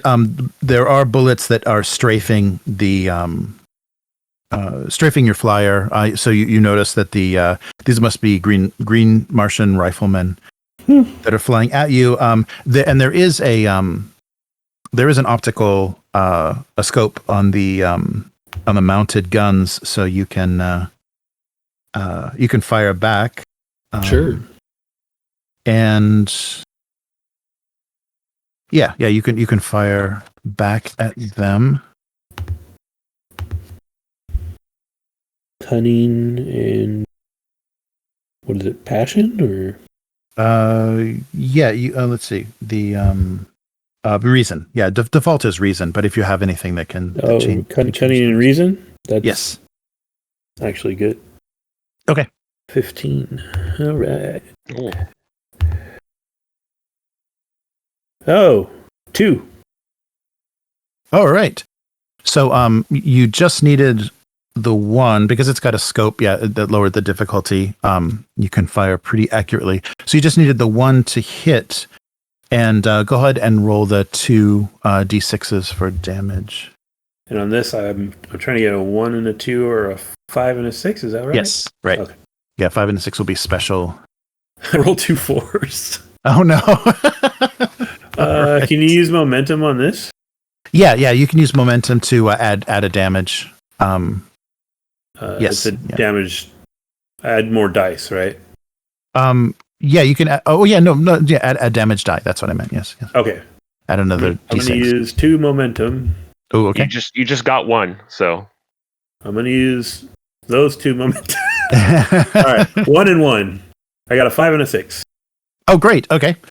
All right. So you're able to do 2 damage. So it looks like you had, from what you could see through the scope, it looks like you had about 6 shooters in the 2 airships, a total of 6, firing at you. And so you took down 2, and 2 of them have taken a fear each from watching their compatriots go down. That's right. Be afraid. Yeah. So these are using minions rules. All right. And so we need to make another piloting test to avoid the round that they're returning. Oh man. What'd you say? He had a 12? Yes. Yeah, he has a 12 for his piloting. And you said we could give him. Yeah, you can feed him either of your momentum. I will be doing that. Oh, there we go. So that's a 3. So that counts as 2. Mm-hmm. All right. Do I still need 3 of them? Yeah, you still need 3. Yeah, it's a difficult. I'll use my last momentum. Okay. Oh my. Oh no. Oh, it's a 12. So that's 3 total.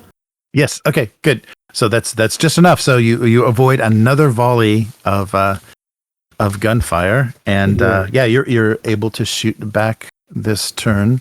And anybody can take a shot. Like you definitely have your rifle with you, Zal, but you won't have the. It'll be difficulty 2 for any regular, for anyone not firing with the mounted rifle. -2 to hit, or it takes 2 additional successes? It takes 2 successes. Yeah, 2 successes to hit. I guess I'll take a shot. It doesn't feel dishonorable to shoot at people who are chasing and shooting me. Right. Yeah. You're meeting them with equal force. So I got 1, 2, 3 successes. Oh, all right. Okay, so you just need the 1, so that's 2 momentum. So you can either add damage or. See what I roll here.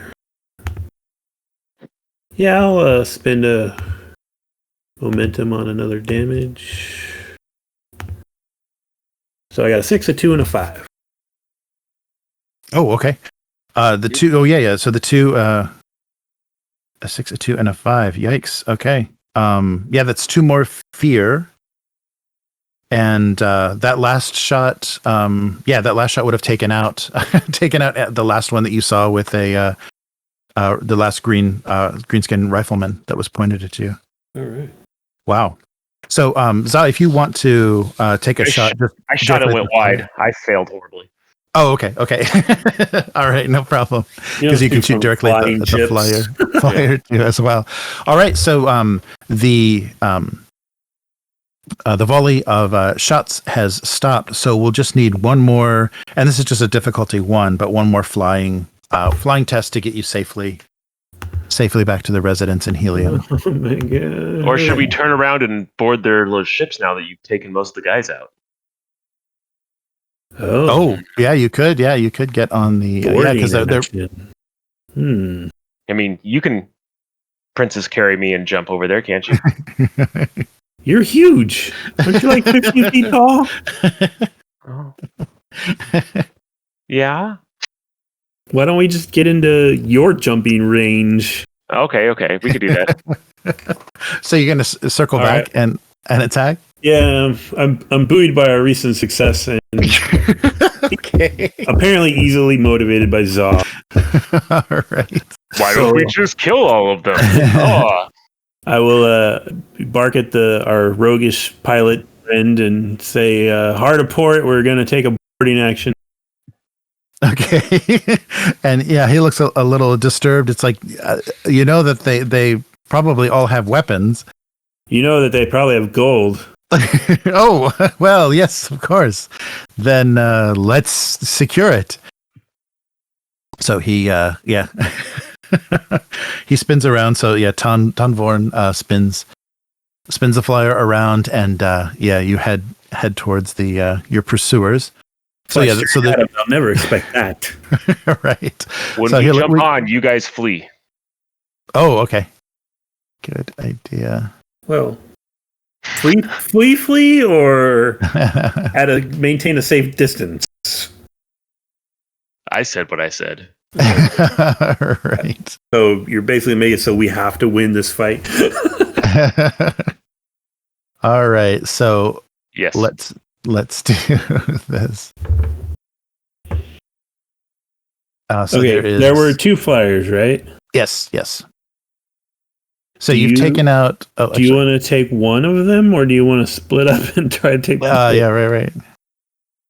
So as you approach, this is what you see in the 2 flyers, and there, aside from the bodies of the green Martians that have either been thrown overboard after they were headshotted, or we'll take the closest one and then ram it into the other. Oh, we're in the air. We'll take one of them and then the other, one at a time. All right. Have I steered you wrong yet? Well, I don't know. We'll see. Should we go at the one that's got less dead people on it first? Or should we just take over the one we've shot up their crew? That's the one we should take first. All right. Yeah, so both of them be the tactician, because I usually do the behind the scenes stuff. Right.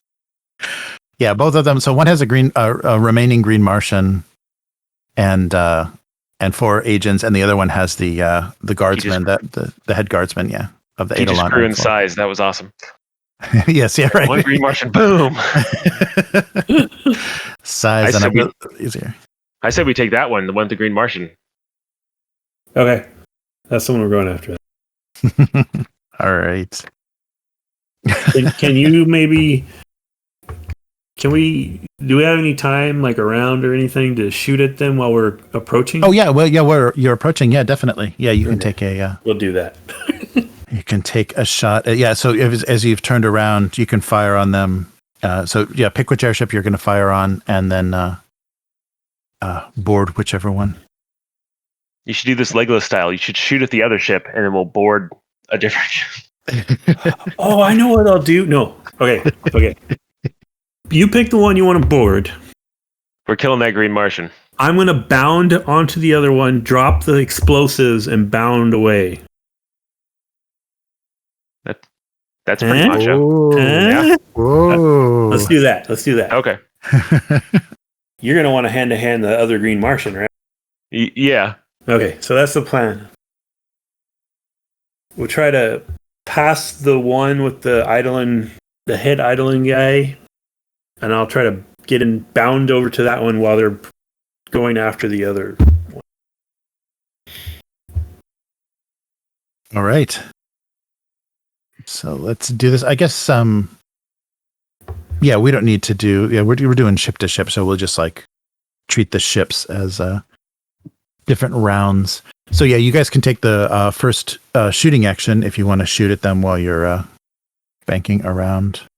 I have my sword out and I'm psyching myself up to jump between ships. So okay. I'm not taking a shot this round. Okay.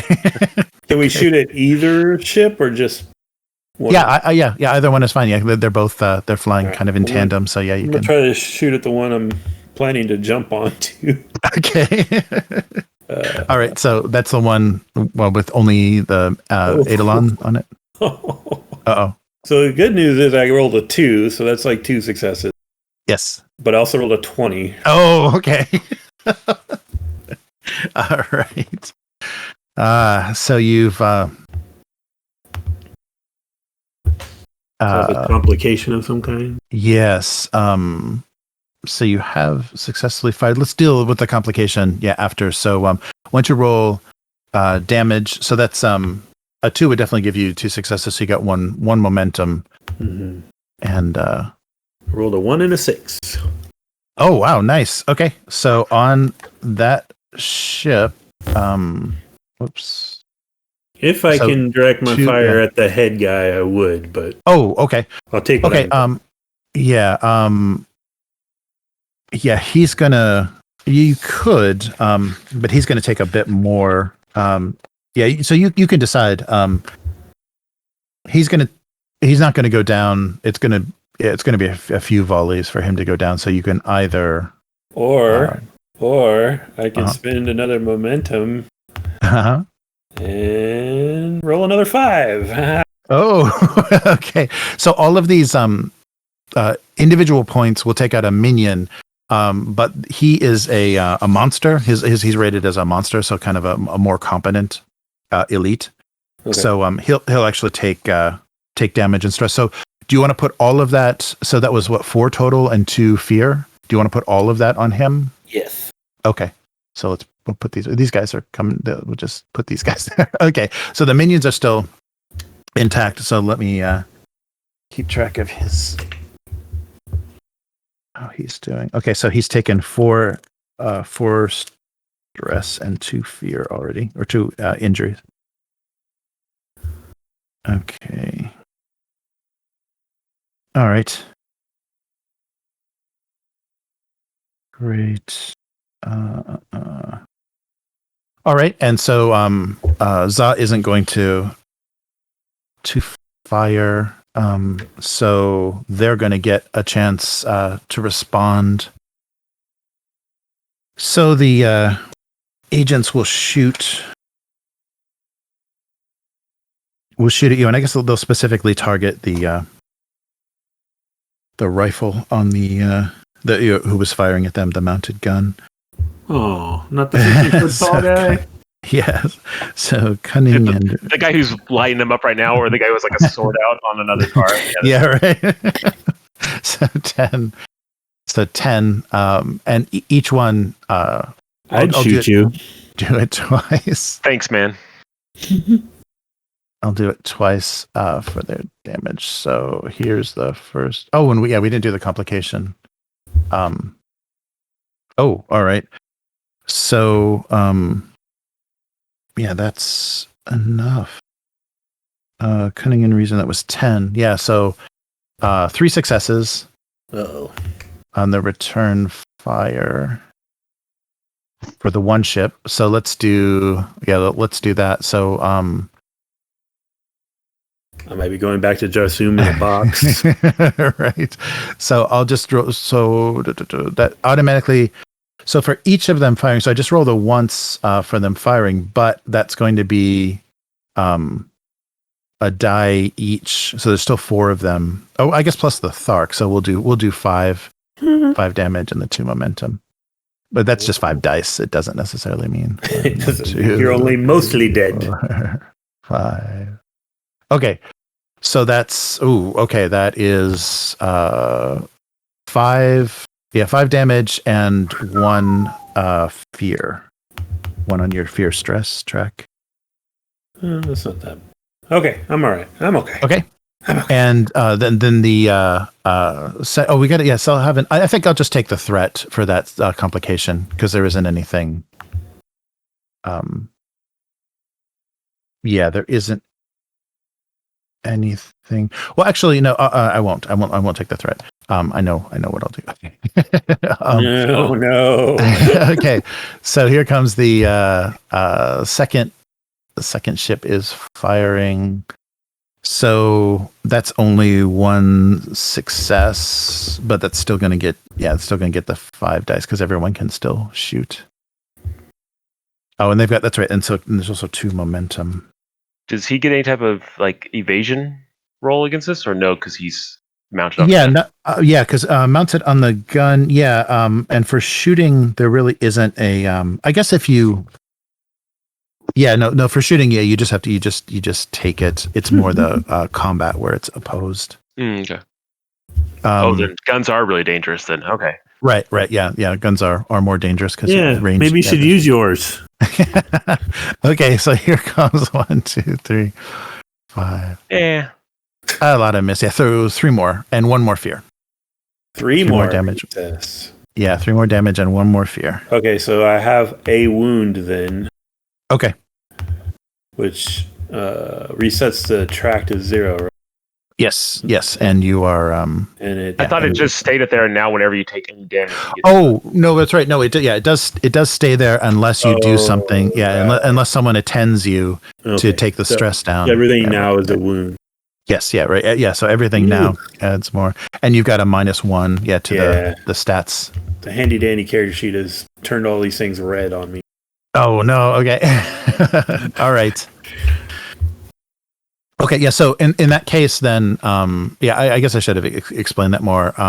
It would have been less of that return fire if you would have taken those 4 minions out instead of giving the damage to that guy. Yeah, it would have taken a lot of that return fire out from that second volley. I was hoping like a really good run of damage.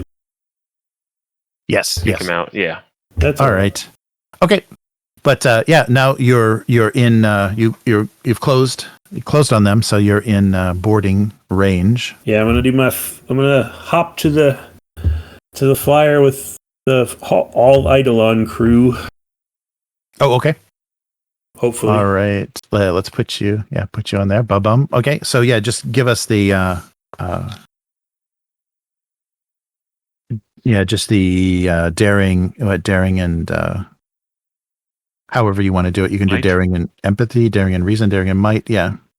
Daring and might, I guess. Okay. Yeah, that's a good physical. Because I am wounded, it is only 10. Uh-oh. I'll spend my last momentum. Okay. That's why I saved 1. Whew! Okay, I got 1 second. Okay. All right, so you do make it. Whoa! Oh my god! Oh my god! So you do make it. And the plan is literally to just like drop the hopefully somehow activated charge and hop off to the next ship. Okay. Yeah, you can land. You landed on some of the agents, so they're not going to really have a response. And what is Za going to do? Because you're in range. Both of the ships are kind of flying near, so you're in range. Leap onto the other ship and start hacking people. All right. All right. Combat begins. All right. Finally, something I can do. Yes. All right. So, and the complication is that during that volley of fire, the airship that you were on, being piloted by the Red Martian, did take some damage and looks like there's a little bit of smoke coming from it. So it looks like it's a little bit. Well, so you're gonna have to take this one. It looks like it's a little bit damaged. Nothing, kind of an unusual hit. Like it wasn't very structural, so it hit something a little bit vital. Mm-hmm. But it still got you. It got you there. So you're on the. Do I have to make a roll to jump onto this ship? Oh yeah. You should do the daring and I'm gonna go and spend a luck Okay. because I'm not good at daring and is it daring and might? Do you think? Yes. Yeah, that would be the kind of default. All right. Whew. That is 5 successes then. Oh, excellent. With the Oh, very luck good. point. Yeah, nice. Yeah, you just needed the one. So yeah, you've got four momentum now to I had 2 already on my sheet, but I think I lost those from one of those from earlier, right? Oh yeah, right. It's been multiple combat rounds, so I've lost. Yes. Yeah, okay. Right. And also to remember your maximum momentum is your lowest. Isn't it your lowest stat? I think it's that same kind of thing. Oh, is it? Is it so it's like 3? Oh, that's the most I can carry between rounds. Right. Yeah, is the your lowest attribute. Yeah, that's the lowest you can carry over. Okay. I'm going to can I still attack this round? Yes. I'm going to that's just your movement. Slay or attempt to murder the big guy here. Okay. Just standard sword. So I'm going to go with in standard it's cunning for attack. Yes. So I'll go with cunning and passion. Oh, good. Because what is it? Is normally cunning and like daring for attack? Daring. Yeah, cunning and daring. Yeah, I'll do cunning and passion because of my heart of the beast. Nice. Let me. All right, so you're going after the big guy, the green Martian? After the big guy. Okay. All right, so he'll oppose you. I'll spend one of those momentum right now. And I'll die. There we go. That's what. Oh, hey, it fixed the other dice. I don't know. Do we want to keep the fact that it flipped the other dice? Because that dice was a failure before I rolled.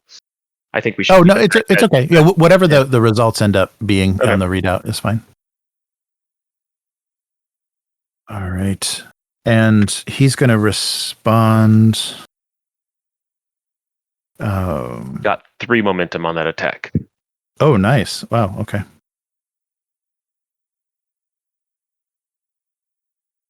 Yeah, so he'll respond with his cunning and daring. Oh, okay. So he's pretty good. Yeah, so this will be opposed. So you got 3 momentum, and he. Oh wait, striking. No, he's not using a superior weapon. It's just using a sword, firearms. Yeah, no, nothing special. Oh, but he did roll pretty well. Okay, so that's 4. Yeah, he's got 3 momentum. 1 success, 3 momentum. So we tied. Yeah, you tied. So yeah, so a basic hit for me unless you spend the threat. Unless I spend the threat, it'll be 1 hit for you, and it didn't generate any momentum. Yeah, I'll give it to you this round. So cool. I will spend as per my cut them down ability. I can kill one minion as part of my action, and I can spend additional momentum. So I'll spend 3 more momentum to murdercate all the other guys on the. Okay. Oh yeah, and you did if you generate momentum, you generate 1 more. Oh, that's right. Oh, and I forgot about that. So I actually did get what's that would right? You would have won. Yeah. Oh, that's right. Yeah. He's the same too. Yeah, that's right. Yeah, you guys would have still tied. Okay. I always forget that, but yeah. Okay. All right. So yeah, you. I think we're just swinging so wildly. The other 4 guys just get right and are hammered in them. Right. So you're going to spend that extra instead of buying the extra dice, you're just going to kill those minions. Then? Yeah, I'm spending 3 momentum to plus my bonus 1 for the cut them down thing to get 4 guys. Yeah. Okay. Yeah.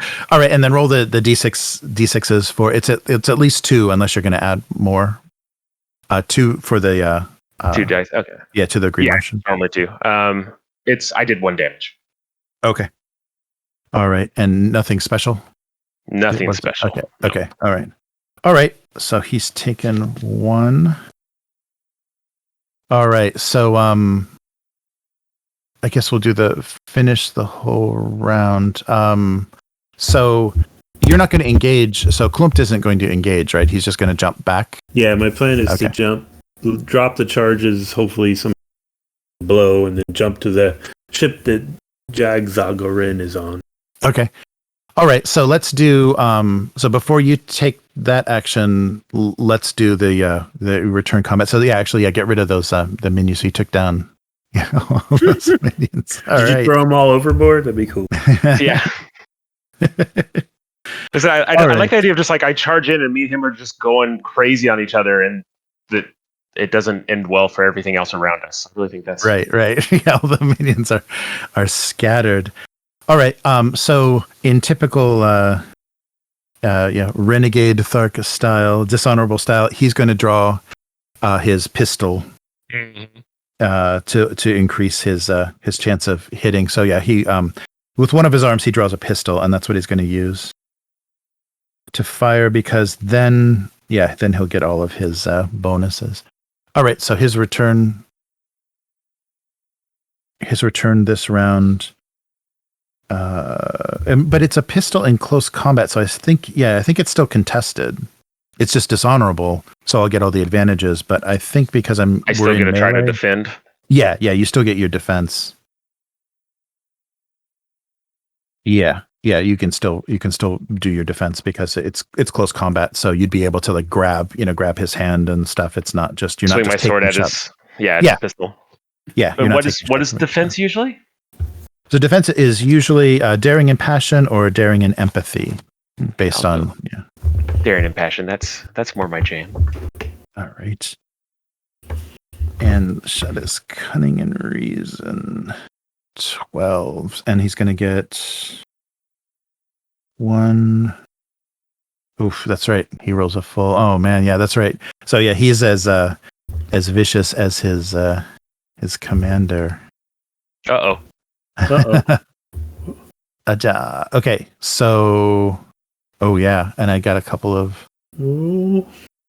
So that's 1, 2, 3, 4, 5, 6 successes. So 5 threat. Yeah, 5 momentum. Yeah, 5 momentum. Yeah. Yeah, I got 3. So I got 2 momentum. Okay, so 5. So he'll win, but he'll only have 3. Yeah, 3 to spend. To do extra, but he does get 3 extra dice just because he's so dishonorable. Anyhow, so it's a pistol. So it's 2, right? Yeah. All the firearms are 2. Firearms are 2. Okay. All right. So he'll get 5. 1, 2, 3, 4, 5, and it still has the 2 momentum. Okay, so you take 3 fear. That's fear, the bad thing, yeah, and 5 injury. I'm fine. 'Tis but a scratch. All right. Nice. Okay, and so this will be the next round. So everybody give up a momentum. Oh no! I should You have still spent my have last momentum? I had 1. I should have spent it. Right, and then you want to determine between the Go two ahead, of you. Because you're exploding and jumping. Go for it. I'm jumping. Yeah, and you'll still be able to attack because the jump will just be a kind of your movement, basically, just a move. 2 successes. Oh, nice. Okay, so you make it over and gain momentum. Probably need someone to pilot this ship. Because is there a pilot left on the ship? Or are we just like fighting on an unmanned barge? I think right. you threw all of them overboard. Yeah, that's right. There is nobody piloting. I'll try to do that. Yeah, so it's descending. The flyer's descending a little bit. So yeah, you made it, and you've got a momentum from that. But let me do a as you were jumping. They're going to try to shoot me out of the air. No, someone's going to swing on you. Yeah, someone's just going to swing on you with a sword. So it'll just be a like a free attack. But if there's no successes, then it's not going to mean anything. So the minions that you were nearest with as you were jumping over the edge there are just going to swing real quick. So cunning and daring.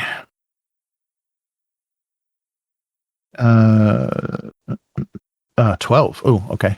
But it's just a 12. Oh, okay. 3 successes. Oh no.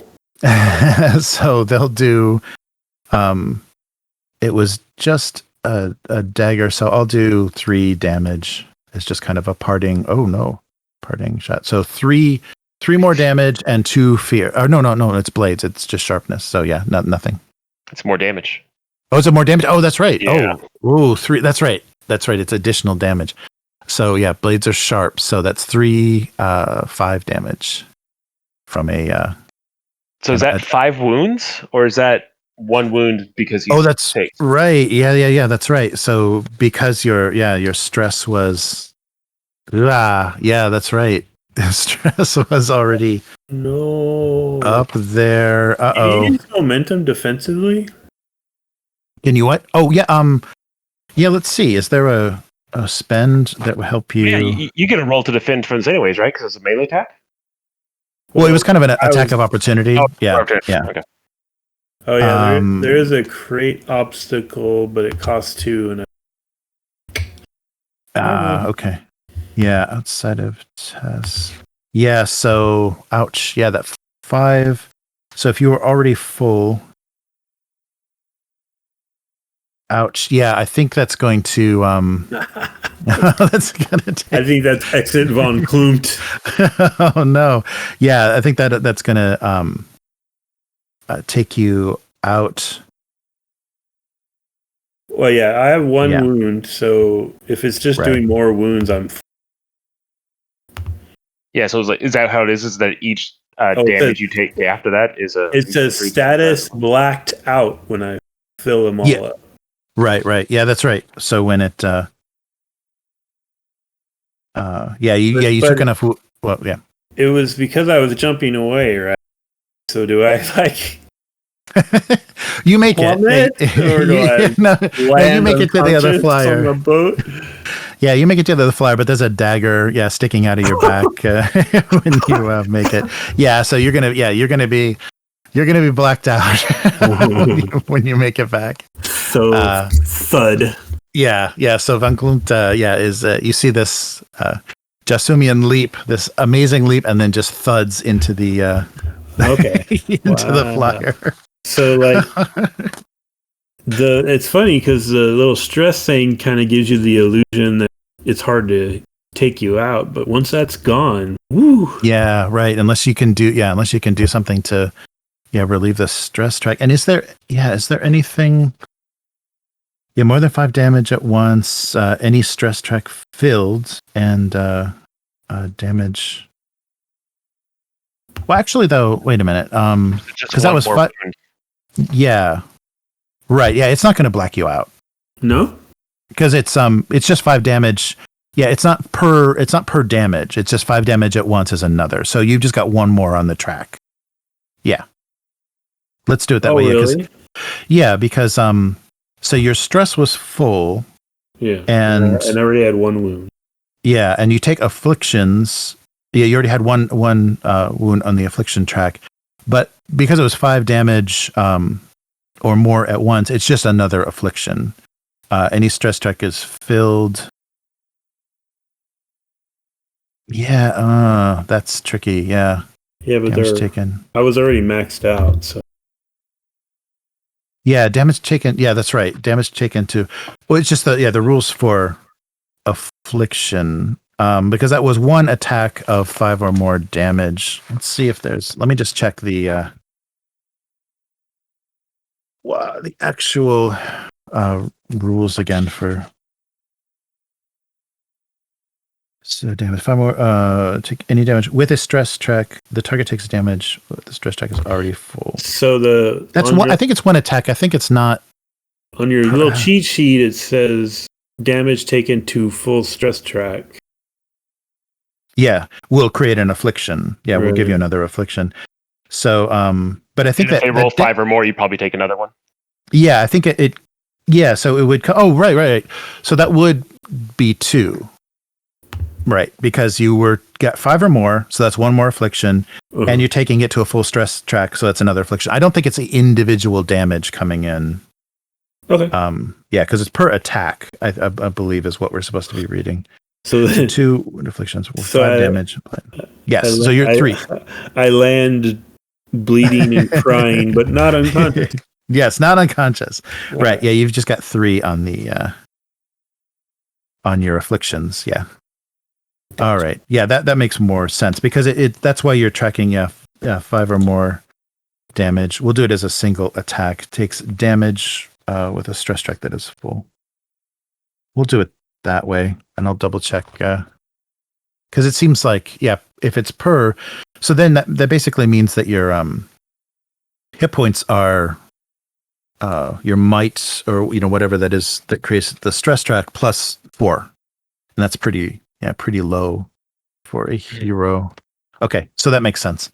So you make it over. You're able to pilot, but you're probably not going to be very useful in a fight. No, and you're watching pretty bad. 8 arms. Yeah, 8 arms. Well, at each other. Yeah. I don't want to get involved in that.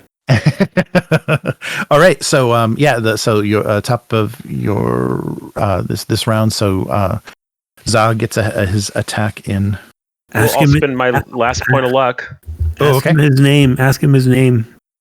He's not important enough for that. No, he's not. Okay, sorry. Oh, are you wearing the eye patch on your harness? Because you're not disguised. Yeah, it's just dangling there. Okay, pointing at it as I hit him.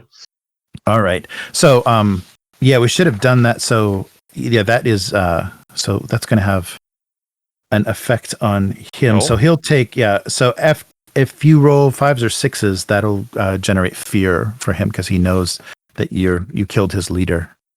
Ooh. So that'll generate fear if you roll any specials on damage. All right, so go ahead. And so you're going to spend your luck? I spent my luck, so I got 2 successes there, and I got a 9, so that's 2 momentum I got on the attack. Uh-oh. Okay. I'm starting to roll like Matt. All right, and his defense...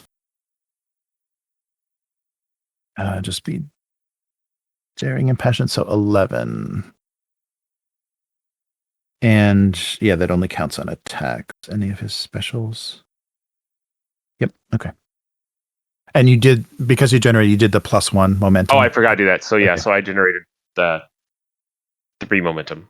Okay. Right. No, I'm sorry. I got 1 success I didn't get under the number, but the 2 there, and then I got 3 momentum. Okay.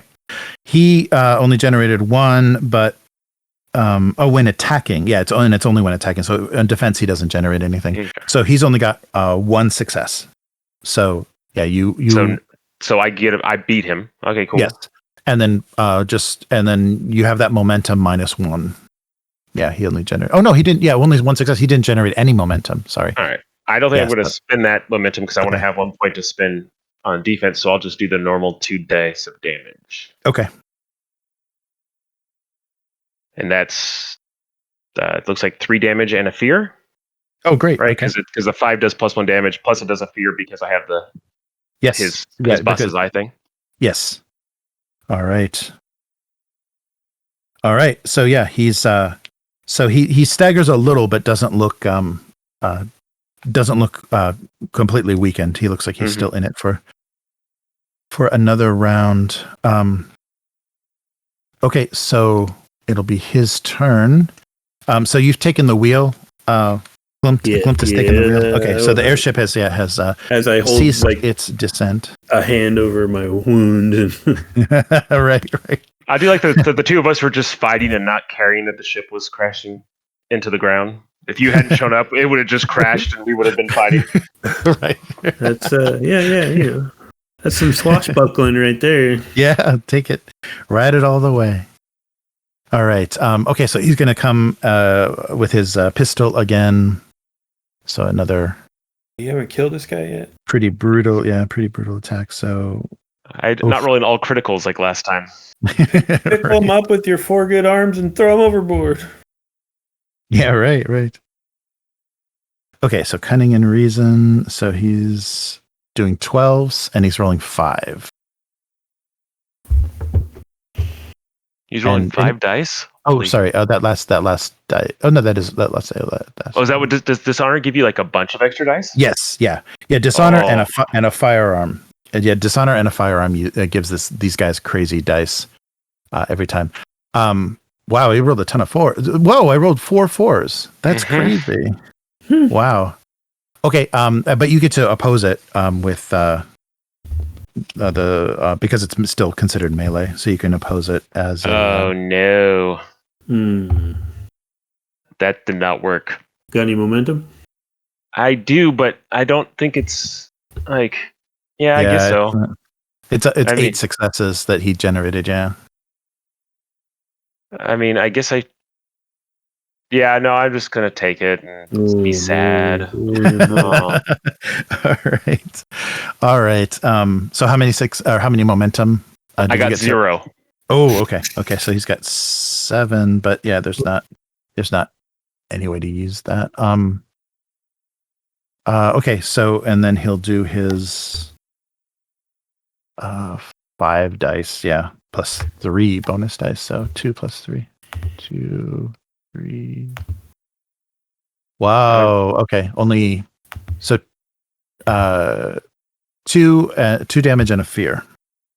Oh my goodness. Yes. I'm fine. Everything's fine here. Oh, good. Good. Yeah. After all of that. Oh, but actually, though, he can add. I should spend some of this momentum. I guess you should. Yeah. Or that truckload of threat you have. Yeah. Right. Yeah. I still haven't threatened it up here. Yeah. Let's. He's going to at least do 2 more. So 2 more shots. So 2. Okay. Yeah. 2 more fear and 2 more damage. So that was the total was not 5, right? Yeah, 4. All right. So I am wounded. Fear. Oh, okay.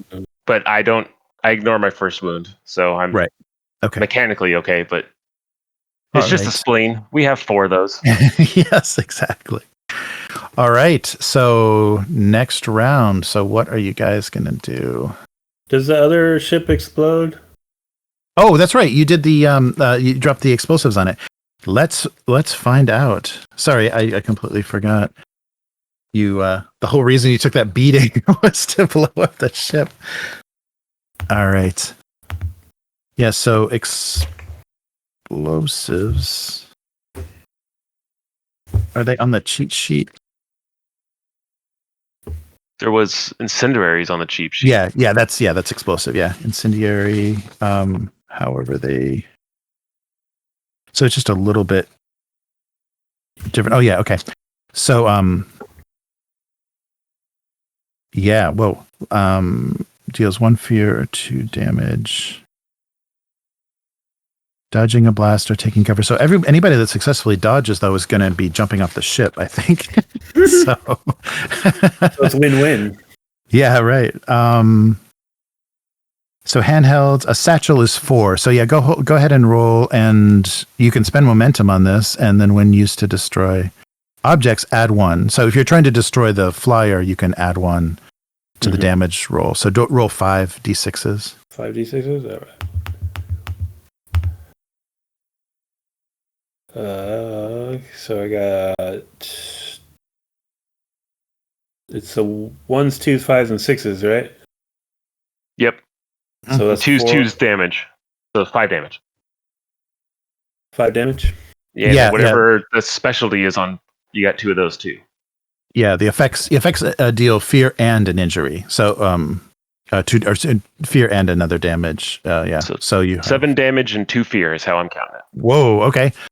All right. Yeah, that's gonna. I think that's gonna almost do it here. Let's see. So they're gonna dodge a blast. So let's just see how their daring and reason suits them. Otherwise, I think you're gonna be wiping out. It's like they look at an explosive and they look over the edge, like the desert zooming by, and take their chances with plummeting. Yeah. Right. Okay. So yeah, the this is the first incendiaries roll. Okay, daring and reason is just 10s. So I'll roll for I'll roll separately because I think the one guy will be better. So these are for the. Oh, okay. So 1 success. So basically, yeah, they how should I do that? At least one of them. No, I can spend. Let me spend some threat here to maintain. So I'll spend I'll spend two threat to keep 2 more of them alive beyond that success. So, yeah. So 2 more. So 3 survived. 3 survived. One dove for it and fell out of the flyer. But they're probably like hanging on the edge of the flyer as that happened. And then let's roll for the elite as well. We still got 7 damage to deal with. All right. So his daring and reason is only 9. He's actually worse. That's bizarre. Okay. Oh, he had a 1. It was a 1, but he failed both. So he and the flyer are going to take all of that. Yeah. So he basically caught the satchel as you threw it, and so he's gone. So and the flyer, it's not totally, it's still airborne, and there are 3 minions still on there. So they take control of it, but it is smoking. There's smoke pouring out of it. As that is happening. All right. So let's see. So we're going to do another round. Do you want to do another round of combat, or do you want to try to shove somebody off the edge, or how do you want to? I'm going to try to dispatch this guy. Okay. I'm going to attack him with the sword again. Can I do something real quick? Sure. Because I have the witty repartee. Yes. Which lets me basically make a verbal attack and do other stuff. Okay. So I'm gonna shout at him and tell him you've dishonored your clan and your ancestors in this way. Shame on you and your family. And try to do whatever that kind of social attack. Okay. Get him some confusion. Mm-hmm. Yeah, get him all confused up. All right.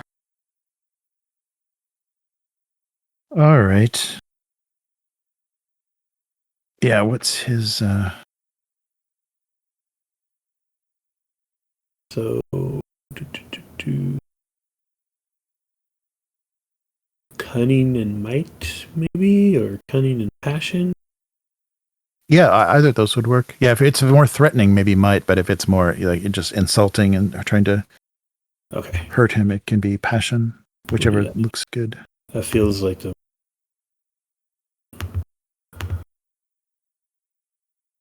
Hey, I got what is it? Yes, 3. Oh, nice. Okay. All right. I guess he'll have to try to resist. Yes, social. So maybe empathy or maybe reason. Yeah, maybe reason is better. Or no, just default is daring and passion. Yeah, where's social defense, passion and empathy. Okay, he'll do passion and empathy. Which is not good. Just a 9. Oh, but he gets 2. And so what was the how many I had 3 successes. So 2 momentum. 2 momentum. Okay. Yeah, so he's only got 1 momentum. So you beat him. All right. Then. So go ahead and roll. Yeah, let's see. You can spend that momentum.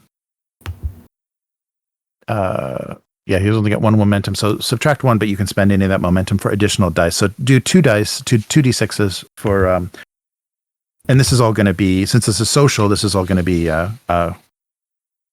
confusion damage. So is it 2 dice normally, or are you counting? No, I'm giving you kind of a little bit of an advantage. Okay, because I want to give my momentum to Za if I can. Oh, okay. Okay, yeah. So it's 2 dice normally. So go ahead and roll the 2 dice, and then if you don't want to add anything. Oh, okay. All right. So let's give him 3 confusion for that. Okay. So he's very. Now that his leader is dead, now that he's seen his leader is dead, he's. And the whole point of that was to fluster him. So I'm giving my momentum. Oh, good. Put him out of his misery. Yeah. Beautiful. Mm-hmm. Very good strategic thinking. Okay, so now it's Za's turn. All right, here we go. So no more luck. No more luck, unfortunately. Okay. Go for it. He has a blaster. I have a sword. Let's make this happen. Oh my goodness. Oh my goodness. I'll spend the momentum. Maybe we'll bang one of these dice. Hey, it did. And then I'll spend the last momentum. We'll see what happens. All right. This is like a bocce ball and yeah. Let's see. So that's 1, 2, 3, 4, 5. So I got 4 momentum on this attack. Ooh, nice. Oh, okay. And he's just got the 2. No, only no momentum. Yeah. So you got him. That's plus what you I have all to hear. those 4. Yeah. Plus you've got those 4 to spend. Right. Let's do some damage. I will spend a momentum to add another damage. Come on. That's not what I wanted. I'll spend that last momentum or another momentum for damage. It's all jank dice. One more. Okay, there we go. I'll go with that one. So that's 3 momentum I spent. Actually, okay. I might as well spend the last one. Yeah. Hey, that's something. So I got 1, 2, 3, 4, 5. What number is this? I got 3s and 4s are bad, right? So 1, 2, 3, 4, 5, 6, 7 damage. Oh, nice. Oh, wow. That that just does it. Holy crap. Yeah, that just does it. And and he'll take those fear as well, just in case that. Yeah. So he goes down from that last strike, and also is quite visibly shaken from the additional fear of being defeated by the killer of his leader. And then I'll kick him off the boat now that he's down. All right. There you go. All right. So he's gone. Nice work. Yeah, that was brilliant. Oh, sorry, I grabbed him. That was good cooperation too. The momentum build. All right. So you have control of this airship. So the one that you came on, piloted by the Red Martian, is a little bit damaged. Doing something a little bit odd. Operating a little odd. The other one that you leap from is smoking, but there are still 3 agents on board. I start gesturing at that other boat, unless it's fleeing. Like, swing us around. We got to take that other boat. We'll see. Right. We'll see if he feels up for it or not. But so, but something during this combat. Yeah. So actually, you look. Yeah, that's right. So you look back, and if you look at the, so I'm going to spend 3 fear. Oh, no. 3 threat. Yeah. Sorry. I'm going to spend 3 threat. So while you were dispatching the last of the green alien, that's right. You can select everything, can't you, with a lasso? So these guys have kind of righted their smoking airship, and there we go. And the airship that you came on, you see that the daughter. No. These names. Tira. Tira. Thank you. Yeah. So you see that Tira now has a gun drawn and pointed at her father, and he's sitting at the back of the flyer, and the red Martian has been knocked unconscious. So you see him laying in the at the floor of the flyer, and Tira is piloting the airship and indicates during this fight and indicated for the other ones to follow her, and they're returning back possibly to the base camp, but they're not catchable at this point. They're kind of way beyond range. So yeah, so they're going back. They're going back to base camp, or you really can't tell at this time, but they're pretty much out of reach, pursuit wise. Both of them are. Yeah, both of them. Ugh. Yeah. So they got enough of a lead while you were finishing the. She overpowered the driver. Drew on her dad and is leading them back somewhere. She was obsessed with getting into that city when I was there. She might be just going for it. We should follow. Should we follow or should we just head straight for the ruins? Wait for them there? Mm-hmm. All right. Okay. Yeah, I'll try to... This is my first time on a flying ship. I would try to cut a straight line to the ruin, avoiding the camp if I can. Mm-hmm. Okay. Yeah, and you've pretty much decimated the camp too. There's not going to, even if there's a few agents there, there's no Thark left to shoot at you or anything. So they'll just know. They may be alerted of your presence, but they're not going to be able to do much about it. Because you took their flyers and murdered all of their green Martian snipers. So. Oh, did we kill all of them? Yeah, that was everybody. The last remaining was the leader. Yeah, so you picked off. You picked off everybody. Yeah, they would have stopped shooting if you took out half of them, but you took out all of them before they could stop shooting. Okay. Yeah. All right. So yeah, there's no. Yeah, flyer is out of sight, and yeah, there's just a few. We'll do the standard 4. Just a few. Well, in that case, do you think we should go to the camp or we should just go to the ruins? Oh. I say let's go to the camp. Okay. Go to the camp. If they may be there first. Mm-hmm. I don't know. Why would she turn on her father? I think she's way more obsessed with this ruins than she is with her loyalty to her father. That makes no sense. I know. Terrible. How do you raise children on this planet? You're right. Well, after they hatch, usually. Never mind. It's rhetorical. All right. Yeah, I guess we'll fly to camp and maybe try to land on the path leading towards the ruins. Oh, sure. Okay. So somewhere like here, kind of. Yeah. Okay. Yeah. So halfway on the way. So you're still disguised as Scoma, right? Even though. I am. Okay. I mean, she knows, so I don't know how good that is now.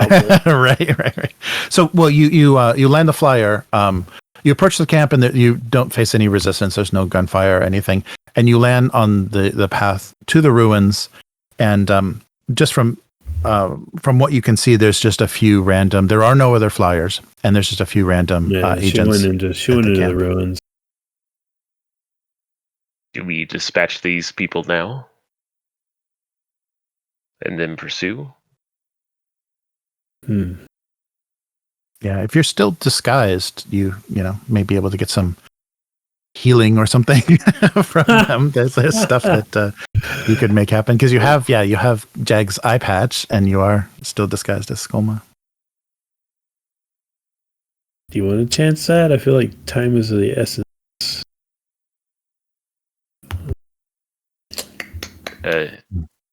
This whole thing's confusing me. I'm not sure. I think. What's your luck situation? 0. Oh. I'm at 0 everything. Uh-oh. So tired.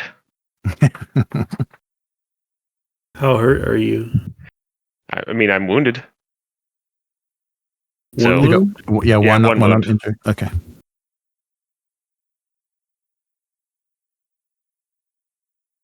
Do you feel like I mean, it sounded like there was. Well, I think I'd want to just push on. So yeah, let's go on. All right. I mean, William wants to go to see if we can get some healing, but Yeah, I don't. I feel like urgency. I wouldn't stop to try to run some kind of people for. Yeah. Sure. You can. I was gonna spend a luck to clear my injury stress track, though. Oh, sure. That's a good idea. And plus, yeah, that's good. I'm gonna do that. Yeah, that's a good idea. Okay, so yeah, now you're done. But so yeah, you've got the wounds, but no injury, marks. Okay. I got my hit point bubble back. Yeah. Okay. Do we want to fly into the room?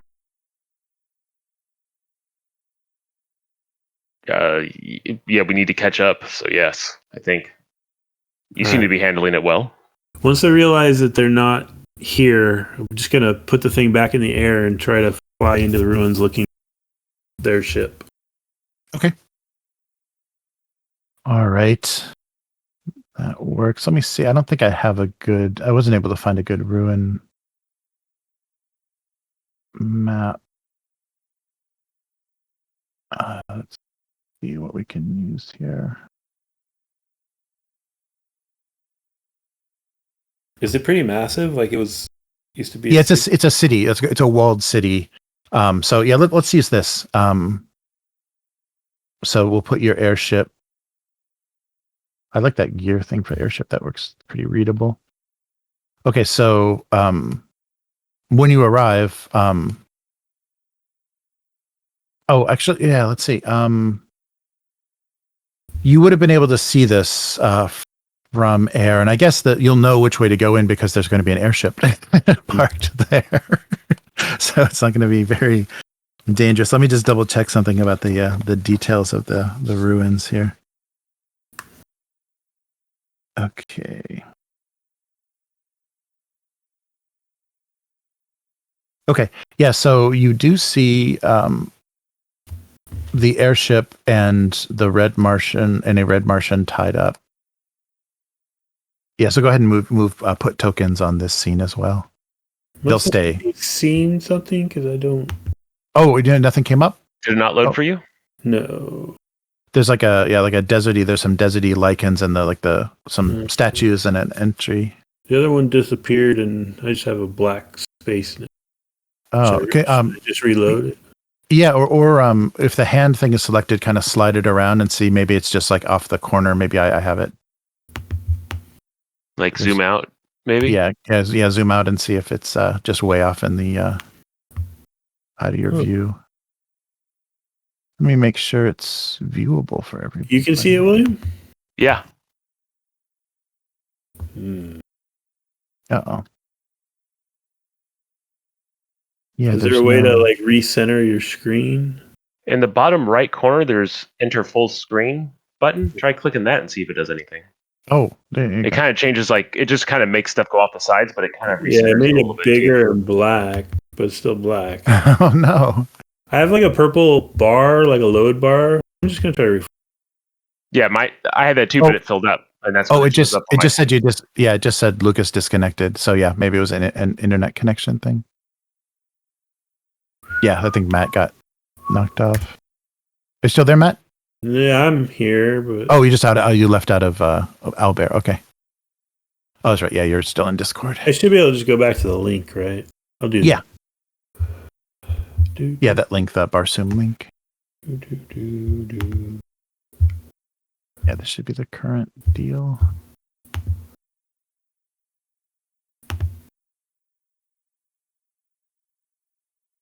Oh my god, why won't this load? Oh no, it's actually 2 airships. Uh-oh. Oh, that's right. There's some other guys there. Yeah, right. Yeah, there's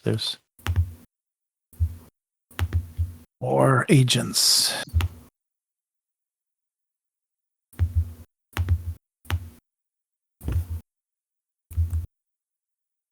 Hold on a sec.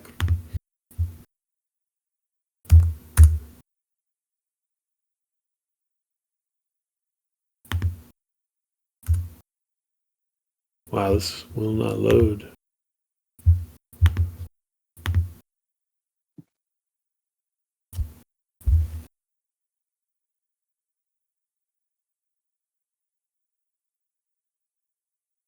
Uh-oh. That's weird. Do you want to switch our screens and switch back? Maybe that will change it. Like take us back to the town and come back. Sure, Maybe it'll reload. Yeah, let's do that. Okay, so can you see this, Matt? You can see the. Oh, I am completely out of Owlbear. Oh. Load it for me. Oh, weird. And I don't know. Oh yeah. You're not showing up in the party. Let me try a do another browser. Okay. Yeah, that link, that /game/Barsoom is the link it's given me now. Threats 1.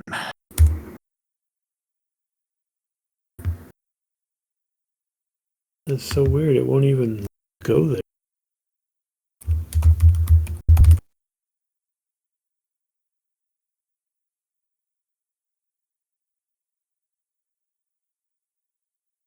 Well, I know I have internet because you guys can hear me. Yeah, you're still in Discord. Yeah, Albert just won't let me back in. Huh. Oh, no. What is the deal? All right, I'm going to be off of everything for a moment while I reset. Okay. Be back.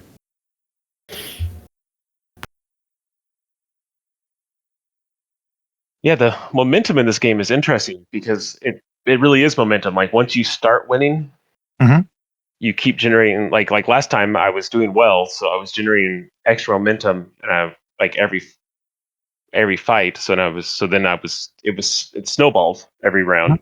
Right. And if you don't have it, if you don't ever get momentum, it's harder. Like that fight against that guy was more dangerous and deadly to me than the fight against the bigger, scarier guy because I just got good rolls and got more and more momentum and kept steamrolling them. Yeah. Interesting. Yeah, definitely.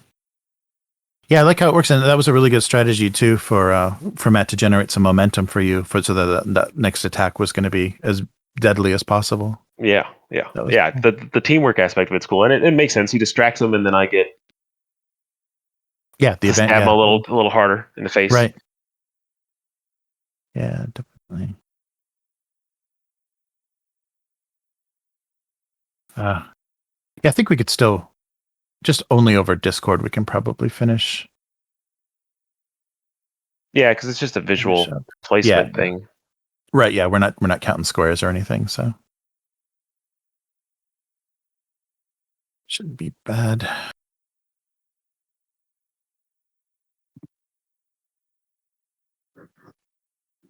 So, how long have you been doing the 5e campaign? This was our third session. We had that session 0 where we tried that my backstory thing. Where they got to level 9 through luck and rolls, and then we had the one session where because the whole story was like they left thousands of years ago and now they've rediscovered like their home continent and magic and everything, so they're back. And yeah, I've been enjoying it because we normally start at level 1 or whatever it is. So all the classic D&D monsters we usually don't play long enough to ever deal with. So this session, they fought a bunch of guys. Hey, Matt's back, and then found this thing and summoned what they thought was going to be like some treasure, and it was a beholder. It's the first time I've ever actually literally played a beholder in D&D. Oh, nice. So, and it was fun because they summoned it, and then we went to lunch, and then they were scared. Then the whole time we were at lunch, they were just like, "Oh man, we cannot fight a beholder. What are we gonna do?" So they did that like the entire 45 minutes we were eating, and then we got back in, and it talked to them, and they're like, "Cool, man, that's cool." Like they were totally like, nice. Yeah. And it's fun because I've decided in this one that the beholder is I'm like the lore of the beholder is supposed to be like crazy, super intelligent and super paranoid. So they're the type that think of contingencies upon contingencies plans. So I was playing it as everything that they like it implied that like their entire lives it had planned out, and like it was trying to be like this, like almost like a god type figure to him. So they left very convinced that like the beholder was kind of like the thing that created them in a way, like got their parents together, and like it was an interesting like social thing that they all did, because it went from them being completely scared of this thing to still incredibly scared of it, but now thinking it's like I said, like a god figure to them almost. So now it's an interesting dynamic they have with this thing that they just talk to, and it says, "Cool, you can leave.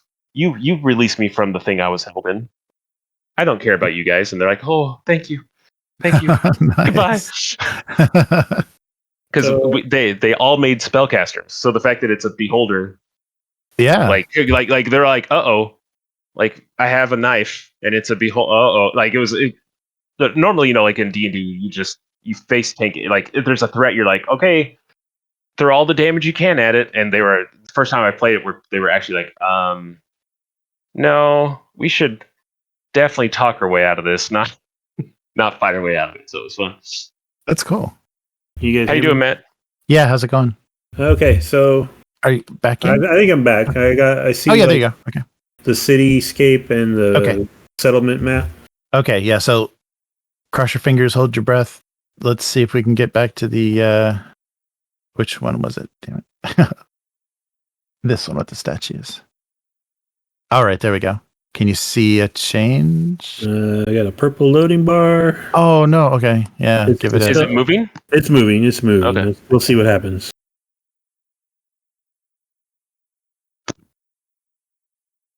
Although I realize after doing all this that it is, I don't know. Oh yeah, got it. So the wall and statues and stuff. Yes, yeah. So you got this light coming. Okay, so yeah, there's two airships that were parked outside. Red Martian is tied up on the floor of one of the ships. One of the flyers.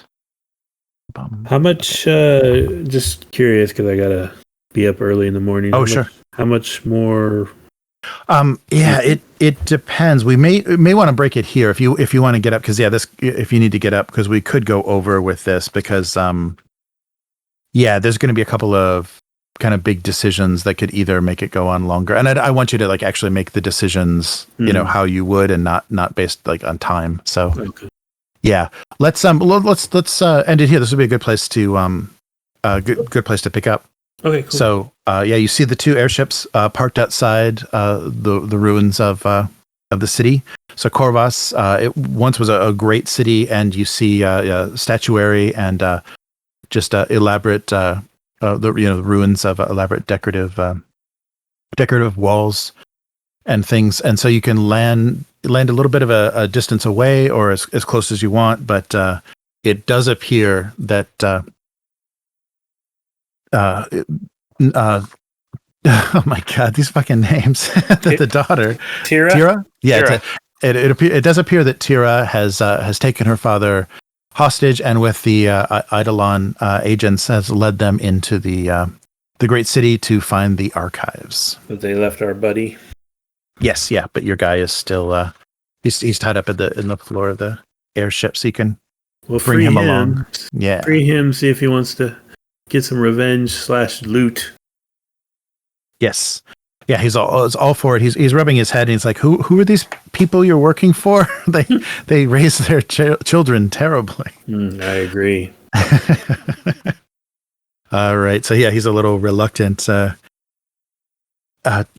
trust this family now, but he'll definitely accompany you if it means more coins. Mm-hmm. All right. Yeah. So as you enter that small gate of the city that they chose to enter the city on, we'll end there. So you can we'll pick up from cool. Next time. You can follow their track and see which way they go.